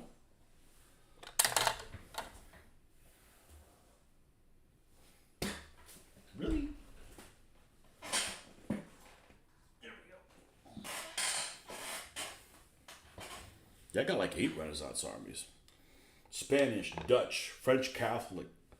What are those guys? The French that are no fun at parties. What are they called? Huguenots. Uh, English. Turks. Well, I got other Turk guys I can add to. I mean, I like all that stuff, But if I do that, I can't do this. And I came to a realization like I'm painting all this stuff for a period that's not my first love, and I'm never getting around to doing this. And it was that Portuguese dude. That Portuguese dude really was the guy that I'm like, Zhao. It has all that stuff painted. And I'm like, man, that's really freaking cool. And I'm like, I'm never going to be able to do any of that World War II stuff if I continue doing this DBA thing that I'm shoehorn myself into continuing to do, and we get no extra players. Do all the videos in the world, and we can't get more than 10 people at the most at any one of our shows come up, because people are all over the place. You'll get people like, you get a new player, and the next time they don't show up because they're doing something else. They're always playing something different. I'm like, you know what? It's time for me to do what I want to do. And this is what I want to do. I have plenty of old Eschi, Revell, and Airfix, all off sprue. I'll keep some by either giving or selling cheap. The remaining will probably spend less than half today's prices. Well, we'll see when we get over to the Africa Corps. But don't send them to me. Don't. I don't want anything now. I don't want you to send them to you. You send them to me, but I'll pay you the shipping. That's shipping's stupid these days. We'll figure it out. There's a hobby shop in New York City that went out of business, and Eschi had boxes of AFV plus 50 of their infantry. I wanted the vehicles and got the infantry as a bonus. I probably wouldn't buy Eschi vehicles now. A lot of them punish you to put them together. They're either inaccurate or like the Hetzer, like the plastic was almost like disappearing by adding the weld cement. They're really poor quality. They can paint up okay, but I'm just saying, and they cost twice as much as Chad's stuff. Like, why would I do enjoy putting models together, but they have there's a lot of bad. There's a lot of bad points to them, and they're hard to find. They're like, I want to get some Czech 35s, right? I'd like to have 4 of them. If you buy them, the rebranded Italeri ones, they're exactly the same Eschi model. They're like $20 a piece, and you have to put them together, which I don't mind, but it takes time. And they're almost twice as much as they would be 3D printed. Yeah, it was in the 90s. Yeah, well, we did what we had to do. We did what we had to do.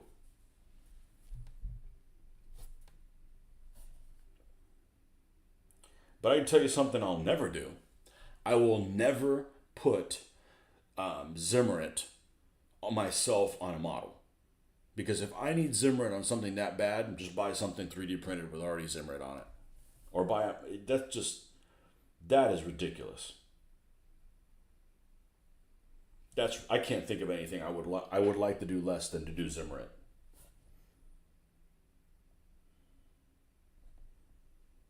Because it's going to look sloppy as shit. And I'm like, yeah, Zimmerit looks sloppy sometimes, and it still looks like crap. I don't want to spend tens of hours on something and it look like crap. That's disheartening. Okay. Digger hats next. After this.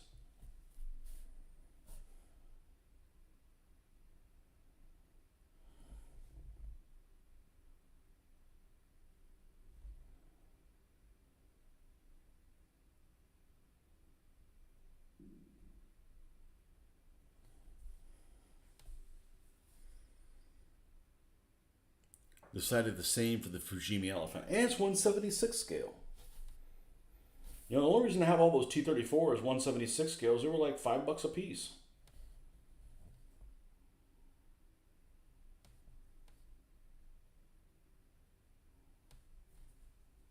But they're not very good. And man, taking the flash off that whole machine gun is a pain in the butt. Got to go to the grocery store to beat the crowd. All right, man. Good seeing you. See you tomorrow. We'll have this bloke done. I hope.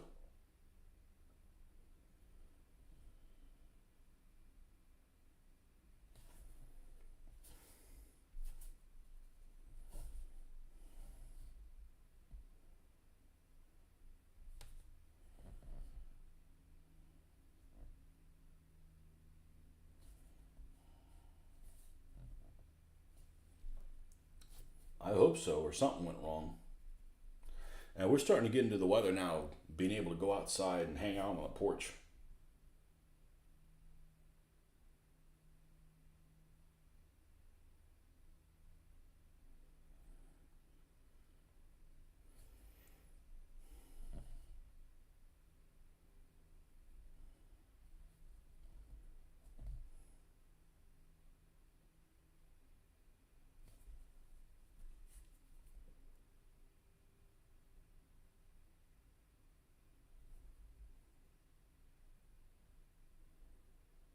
Might have to do a porch session. Not painting, but can't really paint anywhere other than here. The conditions are just barbaric anywhere else. You know, I got a table that doesn't move, superb lighting.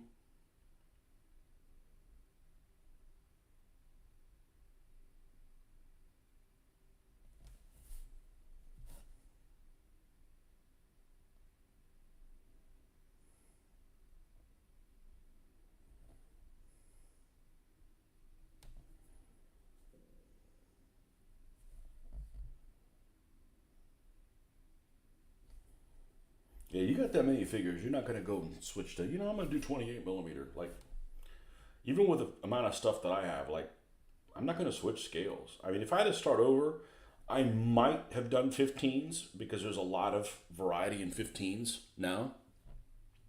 But I wouldn't do 28s. I'm not a 28 guy.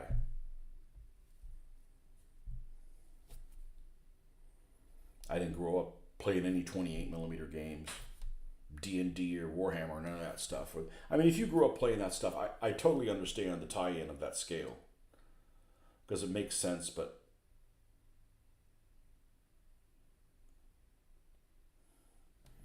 I grew up with this scale, with these guys. Not with these guys, but the Airfix guys.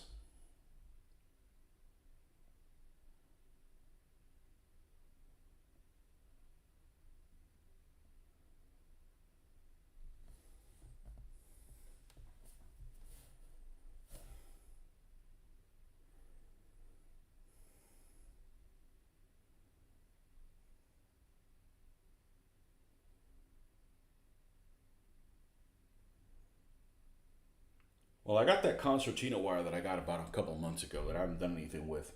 I suspect that I'm probably going to do that.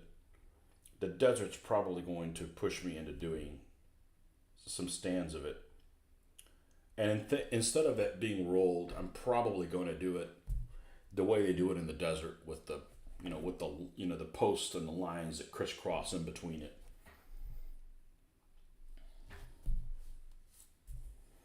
So at some point,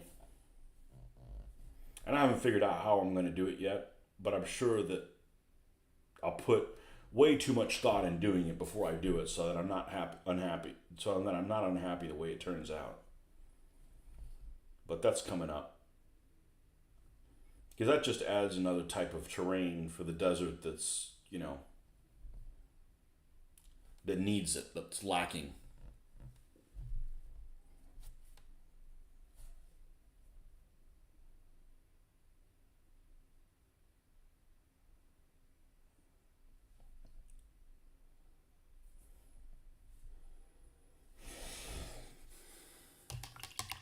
But we should be able to represent a wadi relatively, relatively reasonable by propping up the rest of everything and then just letting it drop the table or the wadi is, then put sprinkles. I think sprinkles is the secret. You know, you got to have some loose gravel that can just kind of float everywhere and it makes everything look believable. You know, so there's some three-dimensionalness to it, even though it's basically flat ground or flat-ish ground. But some of those wadis are like really, really wide. Ben, are you a very wide wadi? No, but I mean, like, they could be, you know, the width of the table. The width of the table could be the wadi. You know, it just depends on which one you have. I mean,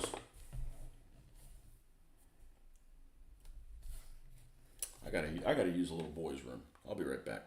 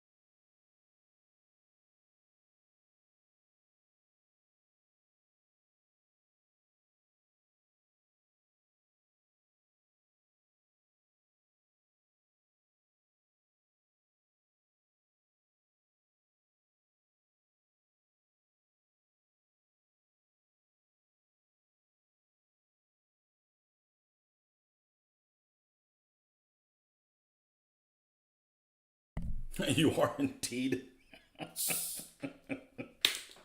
Well,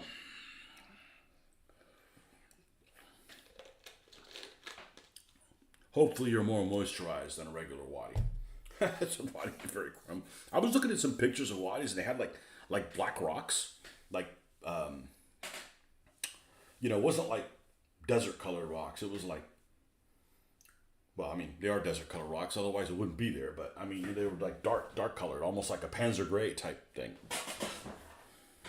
So maybe, I mean, I'm not going to use these, but I've got other boxes of these. Nah, I better keep this for stands. This stuff is like, but we're probably going to get some woodland scenic stuff. We're gonna make it look good. We're gonna make it look like you're like, man, I want to do the freaking desert. That's my job is complete if I can motivate people. Cause I see other people's stuff and I'm like, man, that's so good. I want to do whatever that is. You know, whether it's a Pacific or something else. If I see something that's like motivating me to do it, like that's what I like.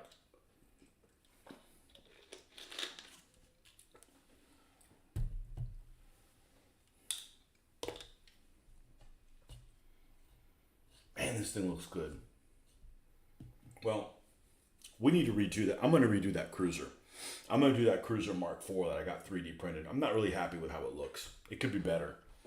I mean, I'm going to leave it around, all, but you know, we've gotten a little bit better at painting since I did that one. A little bit. So,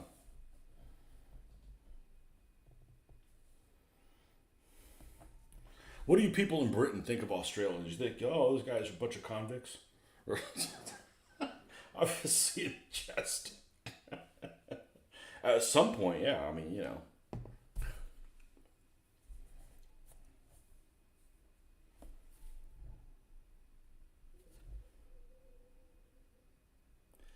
I think that, Canada is the most American place that is in America.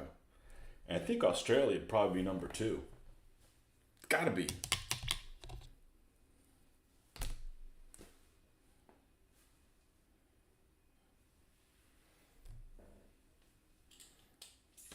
I'm just wondering if there's anywhere in England to eat that doesn't have Indian food.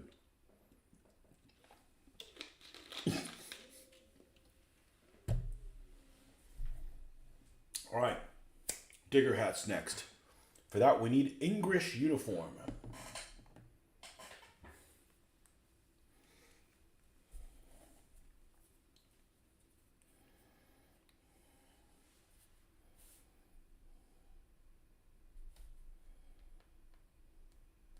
One thing that's also really interesting about the desert is that both sides had supply problems. It's not like you're dealing with something that the U.S. is involved with in like France, where they got lots of ammo and they got fuel and all that. Like the British would run out, when they pushed the Italians out, they basically were out of ammo and destroyed like all their vehicles all had to be like repaired basically. So it's kind of nice that both sides had to have those kind of the same type of problems. I mean, obviously they had more fuel than the Germans did, but still they had supply issues.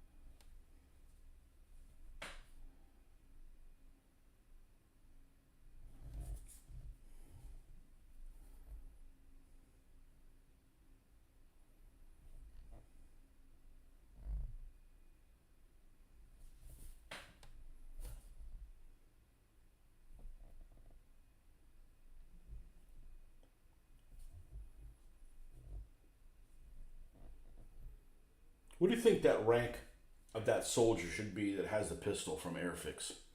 The guy that's running with a peaked cap, I guess. He's got the Webley out. Is he like a captain? I think he'd be a captain. I don't think a lieutenant would be. That's a really cool figure. I've always liked that figure. That and the supposed Rommel figure, which I don't have one of. I have one, but he's like broken somehow.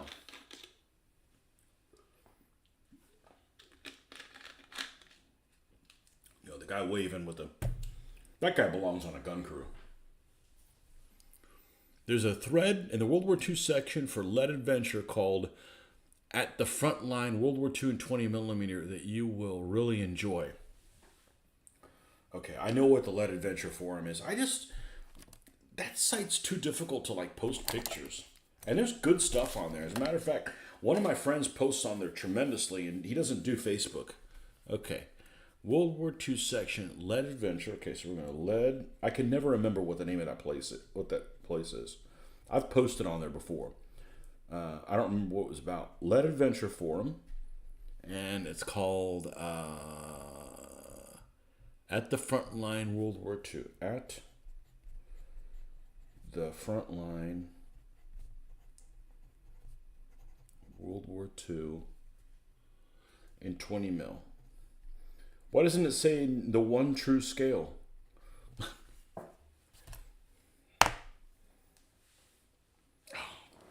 Okay, we'll go there now.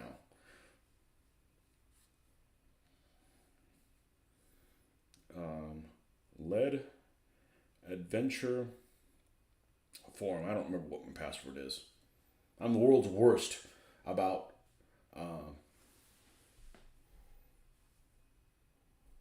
colonial adventures, pulp, the Second World War.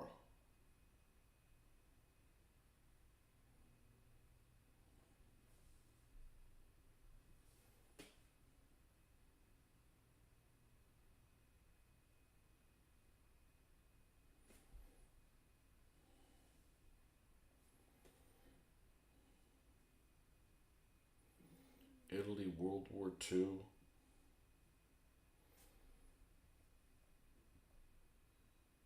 I didn't realize why is this such an active forum? It needs better panache.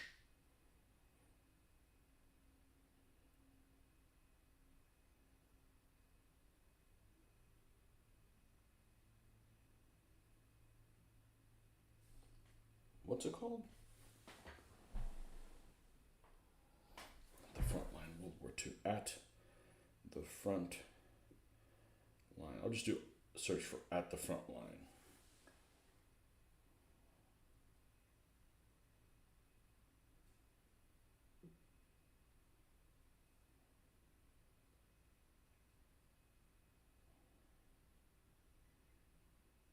Oh, I gotta go to this on computer.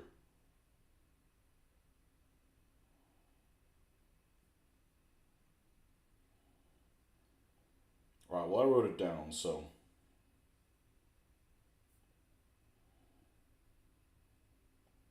I really haven't explored a lot of the stuff that's available there. Oh, I know what it was. It was about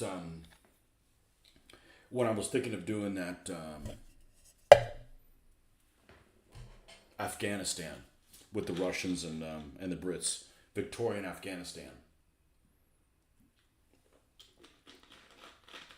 Sent me the link. Well, I guess we'll have to go there now. Let's rinse this. Okay, you talked me into it.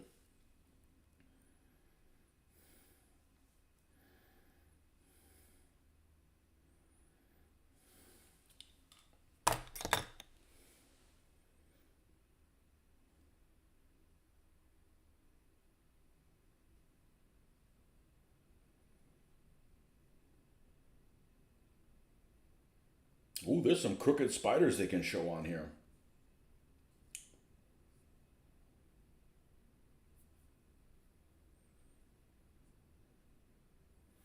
Oh yeah, there's some good stuff here.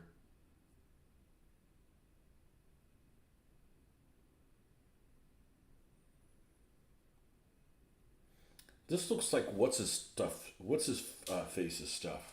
Hold on, give me a second. I know what his name is. The guy that does Piers.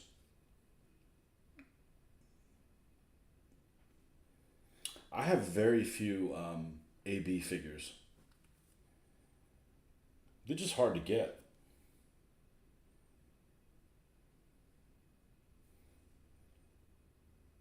You know, there's few anti-tank guns that look as impressive as a 17. I'll have to check that out. As a 17 pounder. There's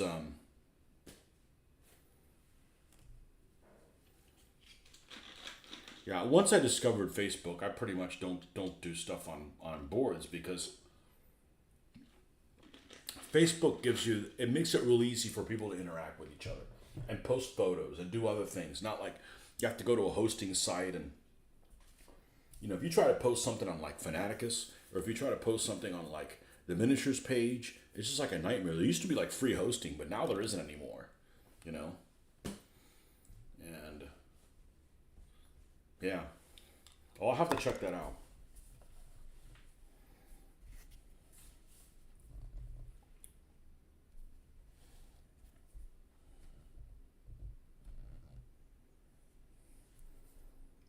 And I feel like you get a lot better return for your investment posting things on Facebook than other places. Like, it's really frustrating to post something and like nobody comments on it. I mean, you don't have to go there and suck my dick. Don't get me wrong.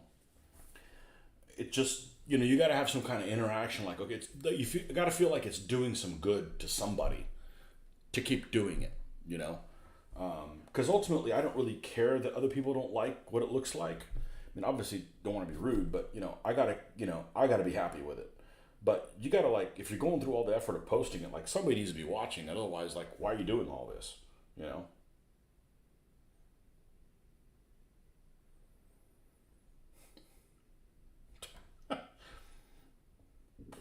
you don't have to suck my dick, but you know what I mean.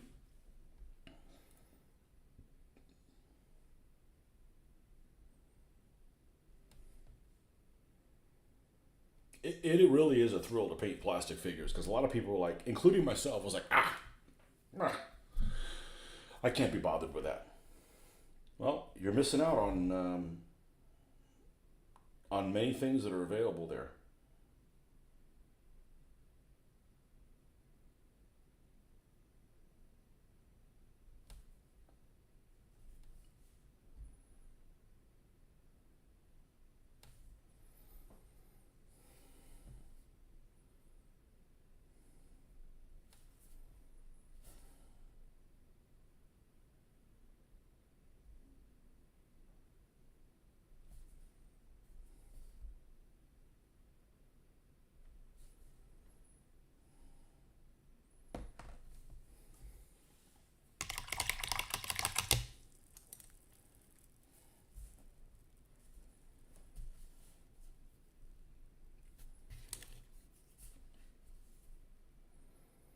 All right, where's this bugger's hat color?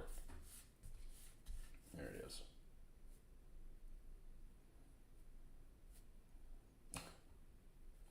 We got a name. We got to pick a name for this guy.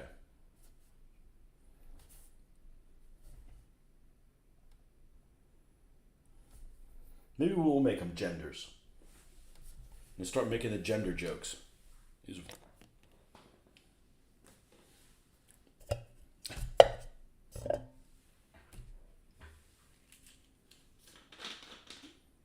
get people get upset. Oh well, get some thicker skin.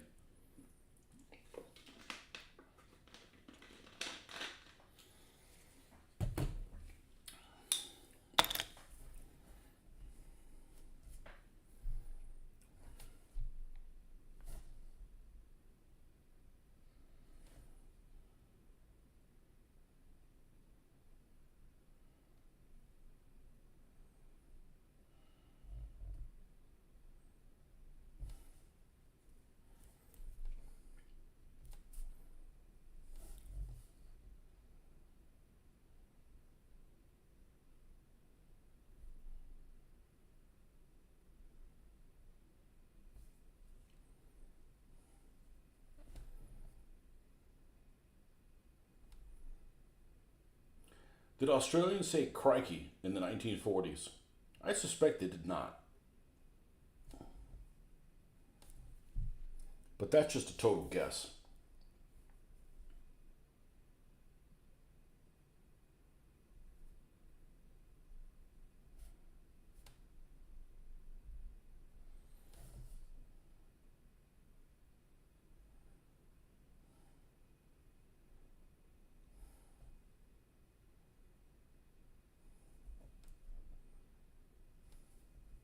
Woo!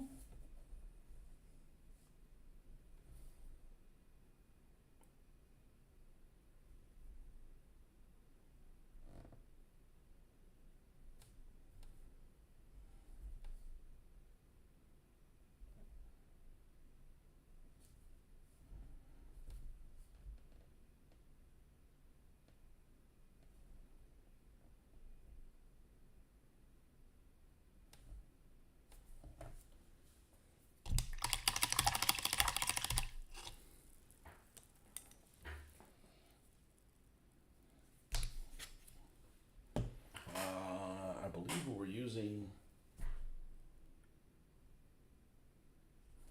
khaki lightened up. Yeah, this should work fine. We're gonna lighten this up quite a bit for the little not really a trim because it's not on the edge.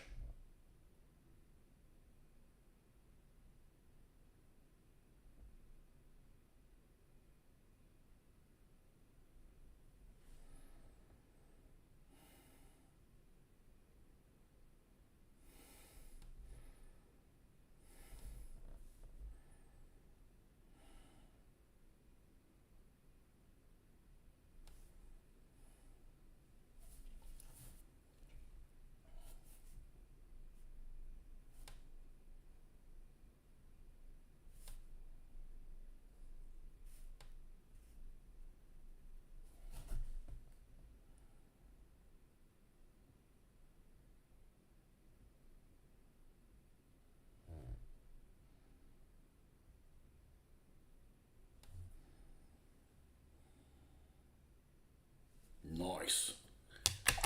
Nice. All right, let's get this.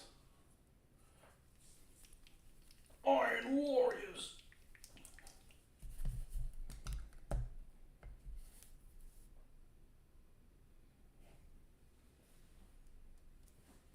The original metallics from Citadel are just still, bar none, incredible.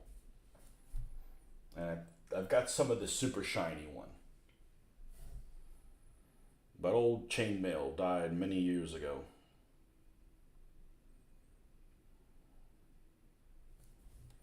I probably could stand to get those from Coat d'Arms.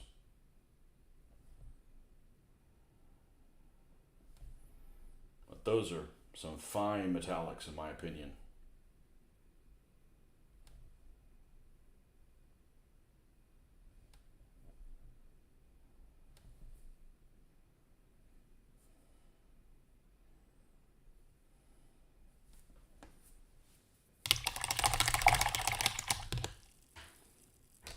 Got too many things hanging out on the, I was gonna say on the toilet paper. Nope.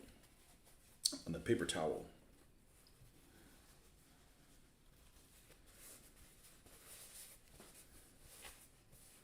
It's really interesting how paper towels work.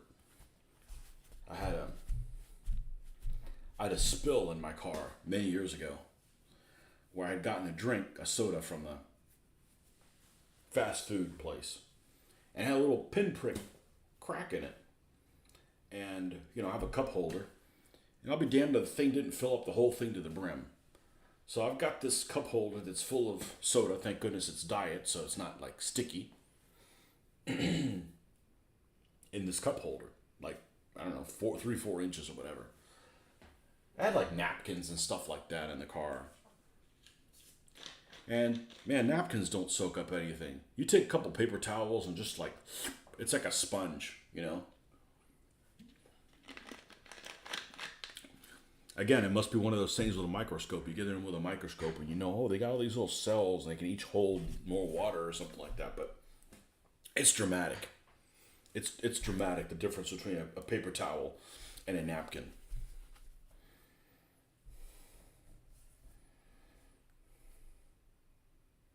Really quite surprising.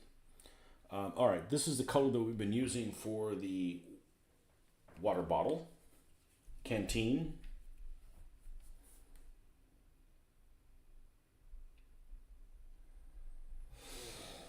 And then we have the strap around his hat,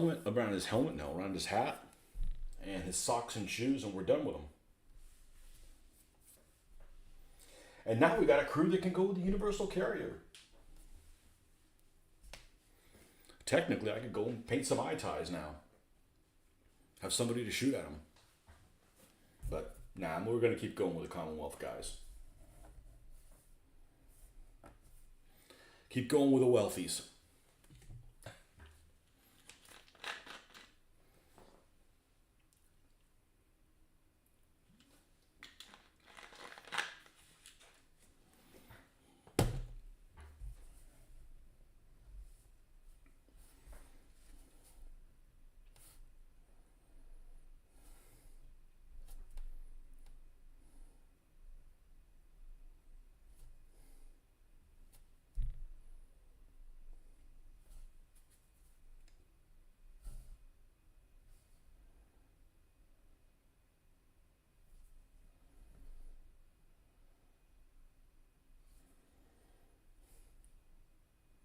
Yeah, with my game, it'd be pretty cool to have a couple 25-pounders out there, like firing at panzers at open sights under 200 yards.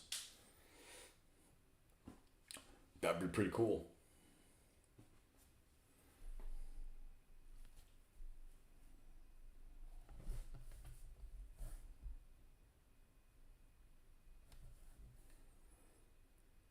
Does Airfix still make? Don't they make like an airfield set with like a control tower or something like that? I think they do, don't they?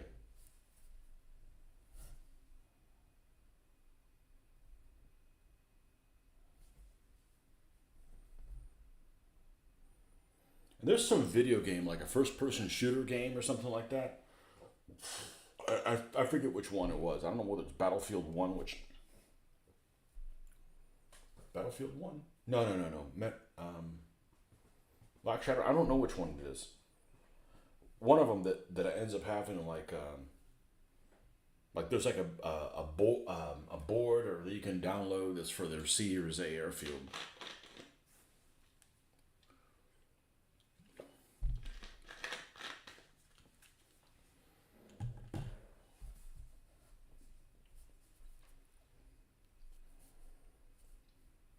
You know, the fact that these stands look so freaking cool with the desert, that just makes me want to do even more of them. And I'm gonna have the stands look the same, whether it's Italians or Africa Corps or what have you. Only thing that'd be different is if I end up doing Tunisia, I'm just gonna use my standard U.S. infantry. I don't need infantry that's specifically for North Africa. That's just too much time wasted. I don't have time to get involved in that.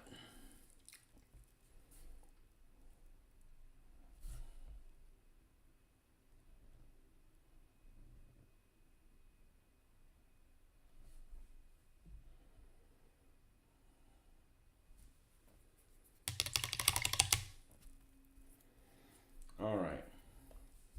We still have English uniform here. We do. Okay.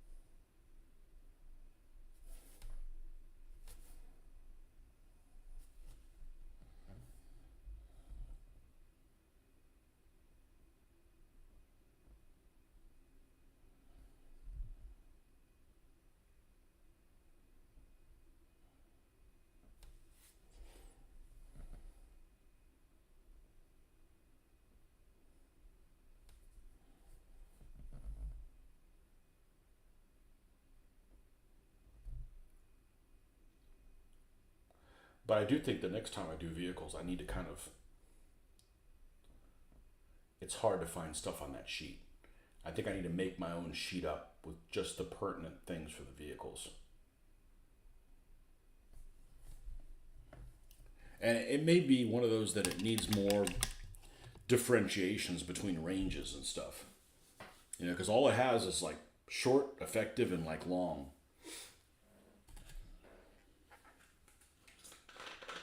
But let's start changing a bunch of stuff until we play more games of it. But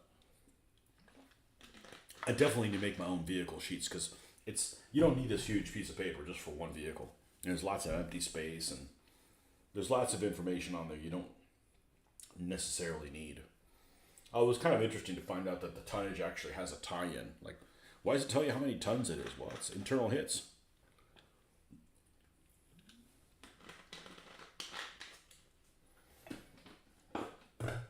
I'm not sure that's a very fair assessment of a way of doing it, but we'll roll with that. You know, we'll roll with that for now. Green ochre.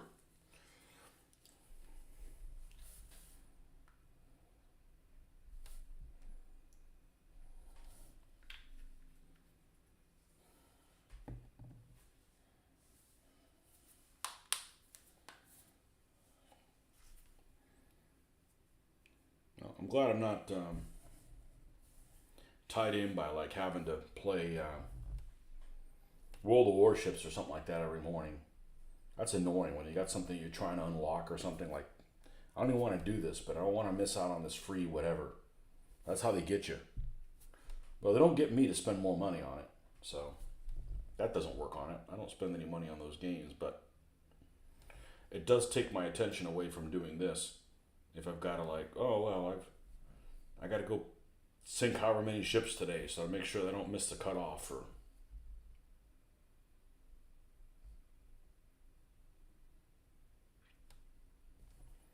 getting something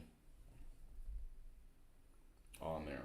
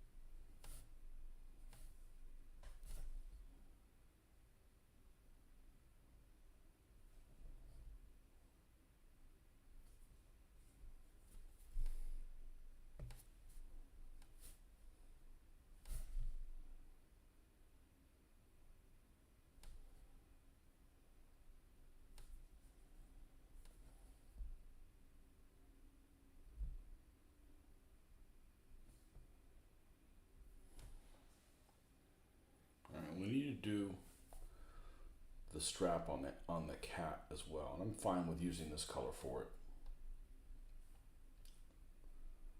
Let's darken this up just a wee bit.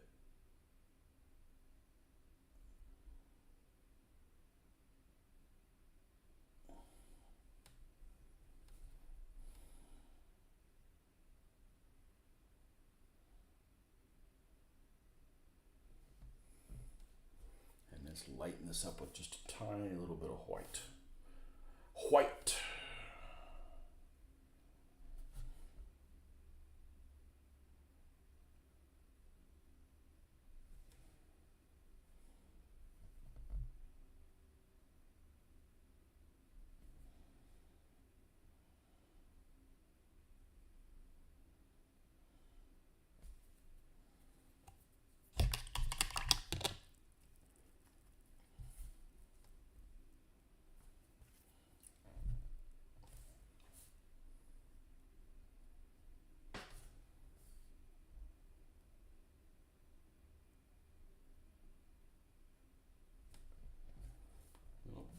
A little bit more of that there that we can add detail to. Let's not go too light on that. I guess it wasn't too light.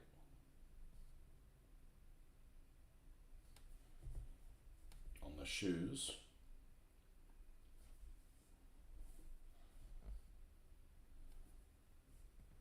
And then we've been using brushing on lightly, carefully, the Vallejo flat varnish.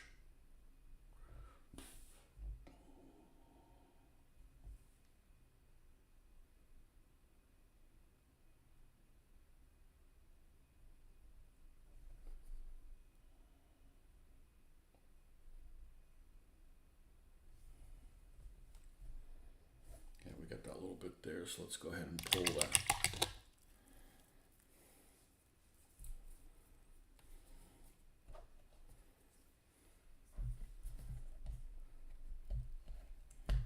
We just mixed this recently. We shouldn't have to mix it again, especially when we need the tiniest little amount.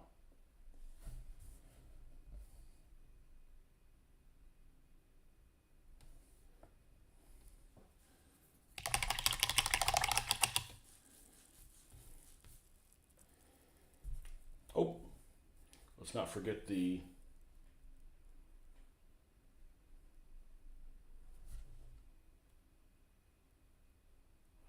knife handle color, bayonet handle.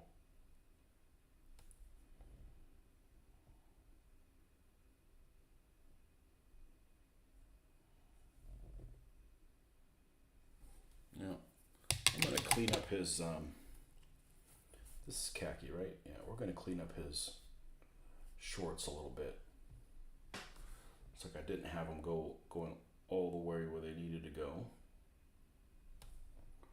Up at the top.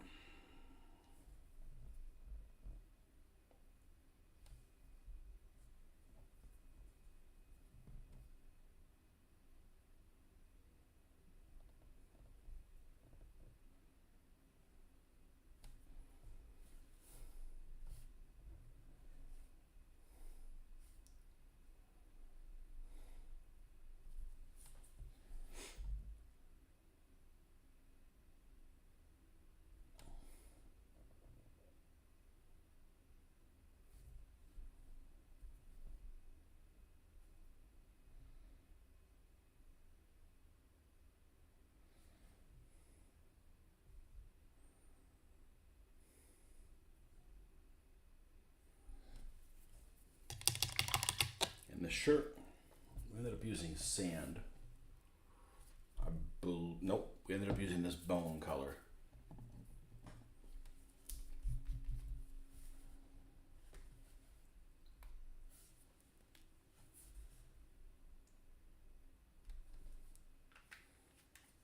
I see a collar that's devoid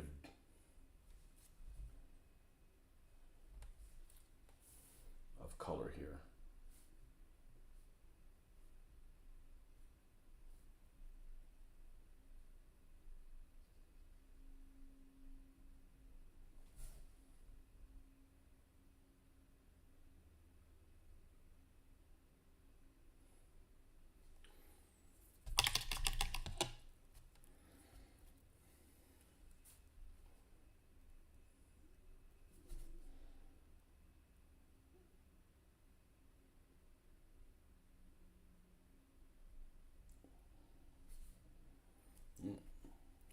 Got a little something to fix now. I don't say that very often. Doesn't happen very often.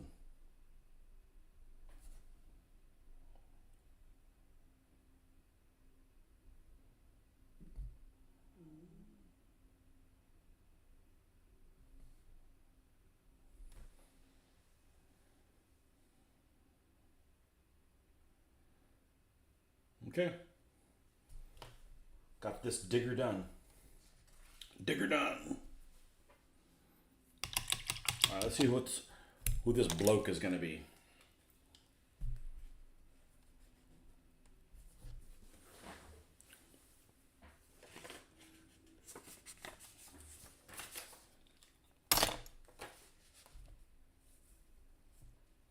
And this is a guy I'm probably going to have to put his name off here to the side because he didn't leave me a lot of space on the bottom, on the back.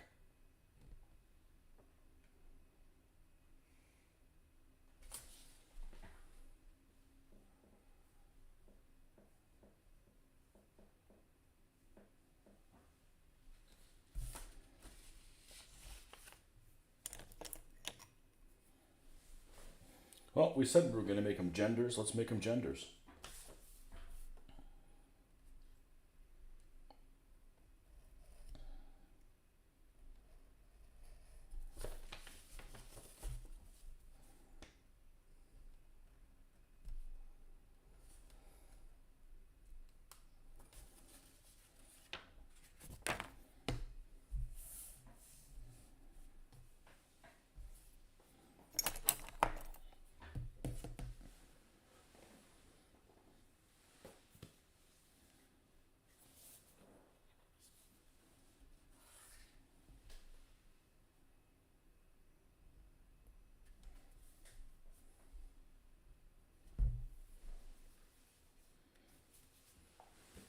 Overkill.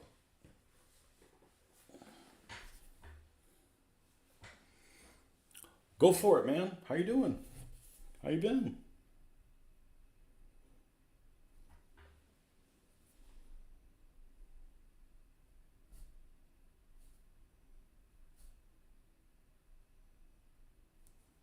I'm gonna try to center this as best we can.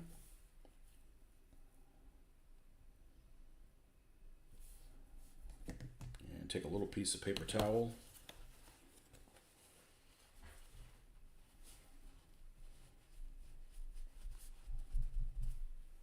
Press down on it.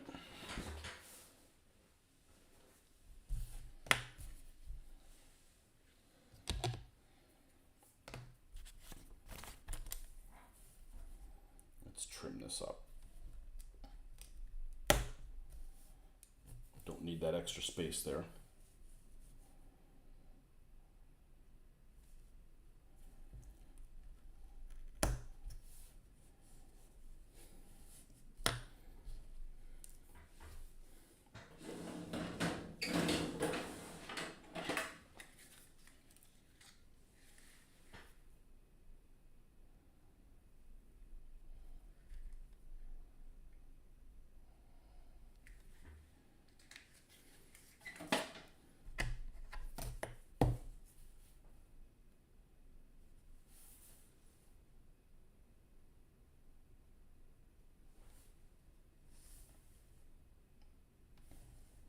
Yeah, it's going to be overhanging the side, so we'll just put it right up here, up against the figure.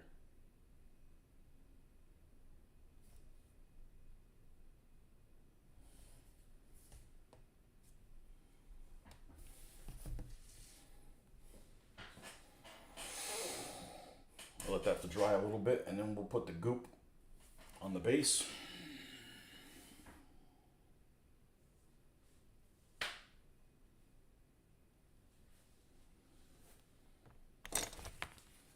Put the goop on the base. All right, who's up next? That's the fourth figure. That's the fourth figure.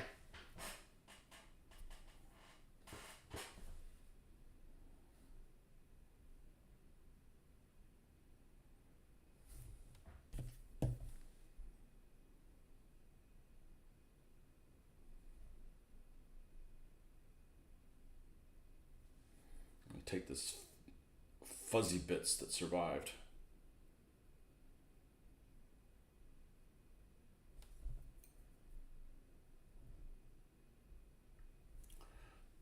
This guy's not a bad guy. He's got a tin hat.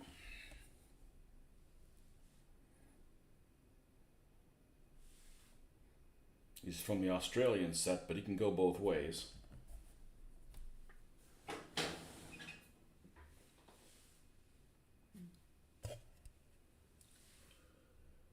How long have we been on here?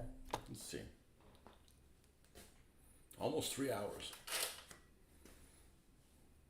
Yeah, so how long does it take to paint a figure now? 2.5 hours. Not bad. We're hopping around doing other things. We're not really rushed. You know, that's not too bad. No, I gotta check a couple things here. What do we got? What do we got going on here?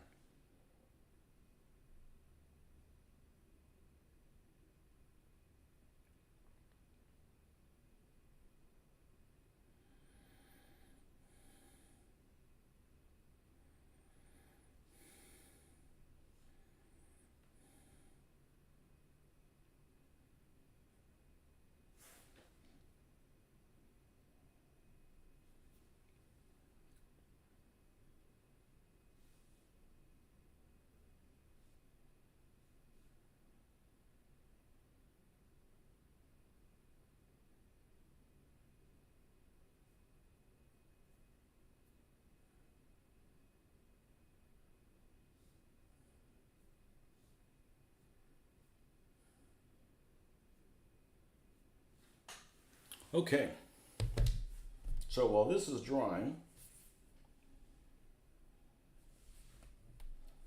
maybe we should do an Airfix sky next.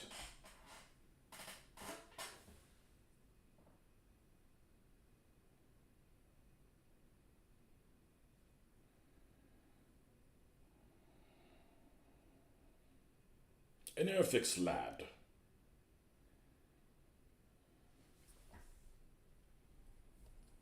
Let's do an Airfix lad next.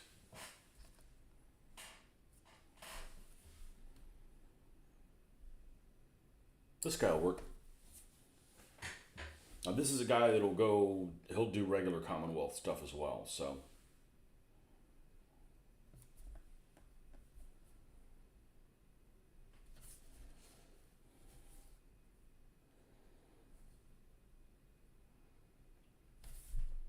We're going to do sand colored bottoms, so his bottoms will be lighter than the shirt. Sandy bottom. I don't know how far along we'll get on him, but we'll at least keep plugging away at this. Not going to get anything painted by not painting him. So, thank you, Captain Obvious.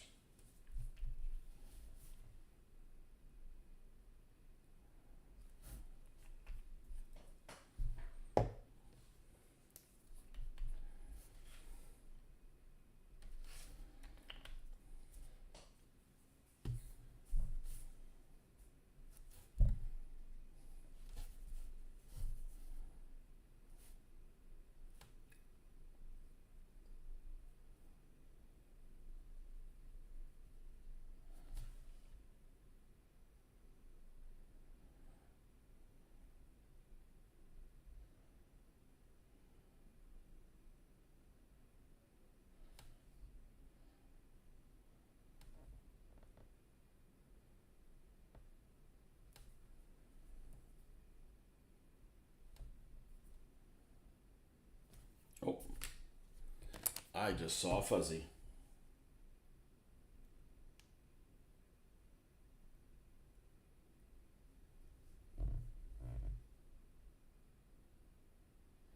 I mean, if these figures didn't have the flash where you had to clean them up,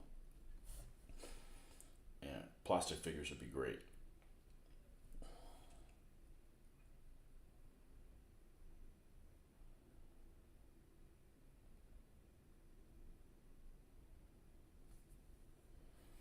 I just find their durability suspect. I hope I'm wrong.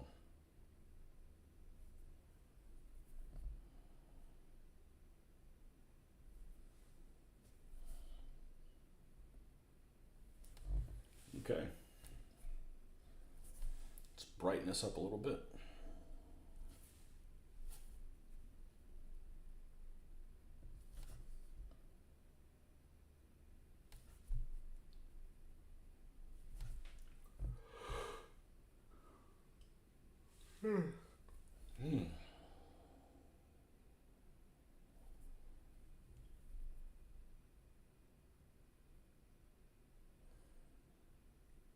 We're done with the shorts on him. I'm going to go back to genders and we'll put the goop on him.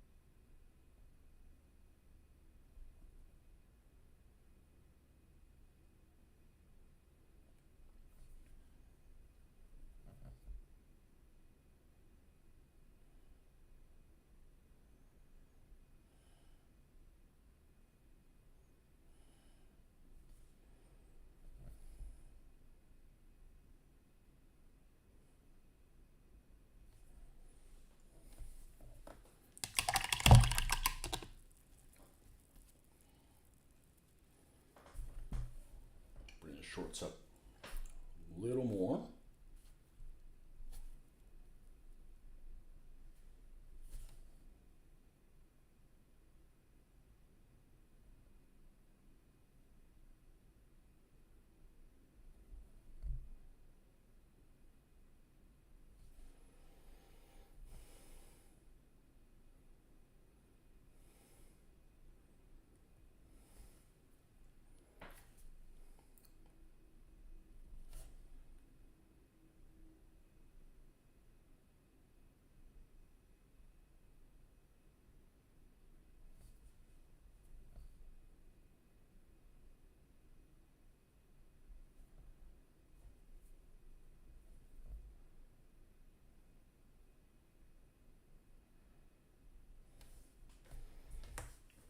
All right, let's switch back to the goop. This is all about being, actually, before I do the goop, let's brush paint them with the flat coat with a matte varnish. Make sure we don't lose any paint along the way. You want to use a brush that's relatively clean for this.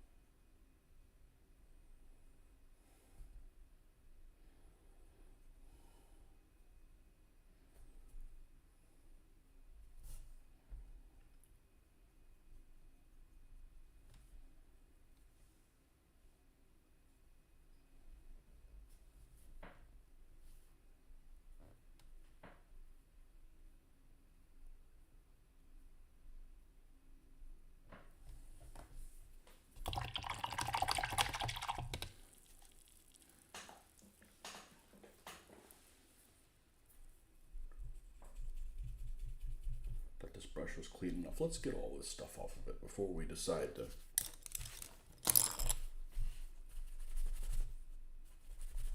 use it for mole.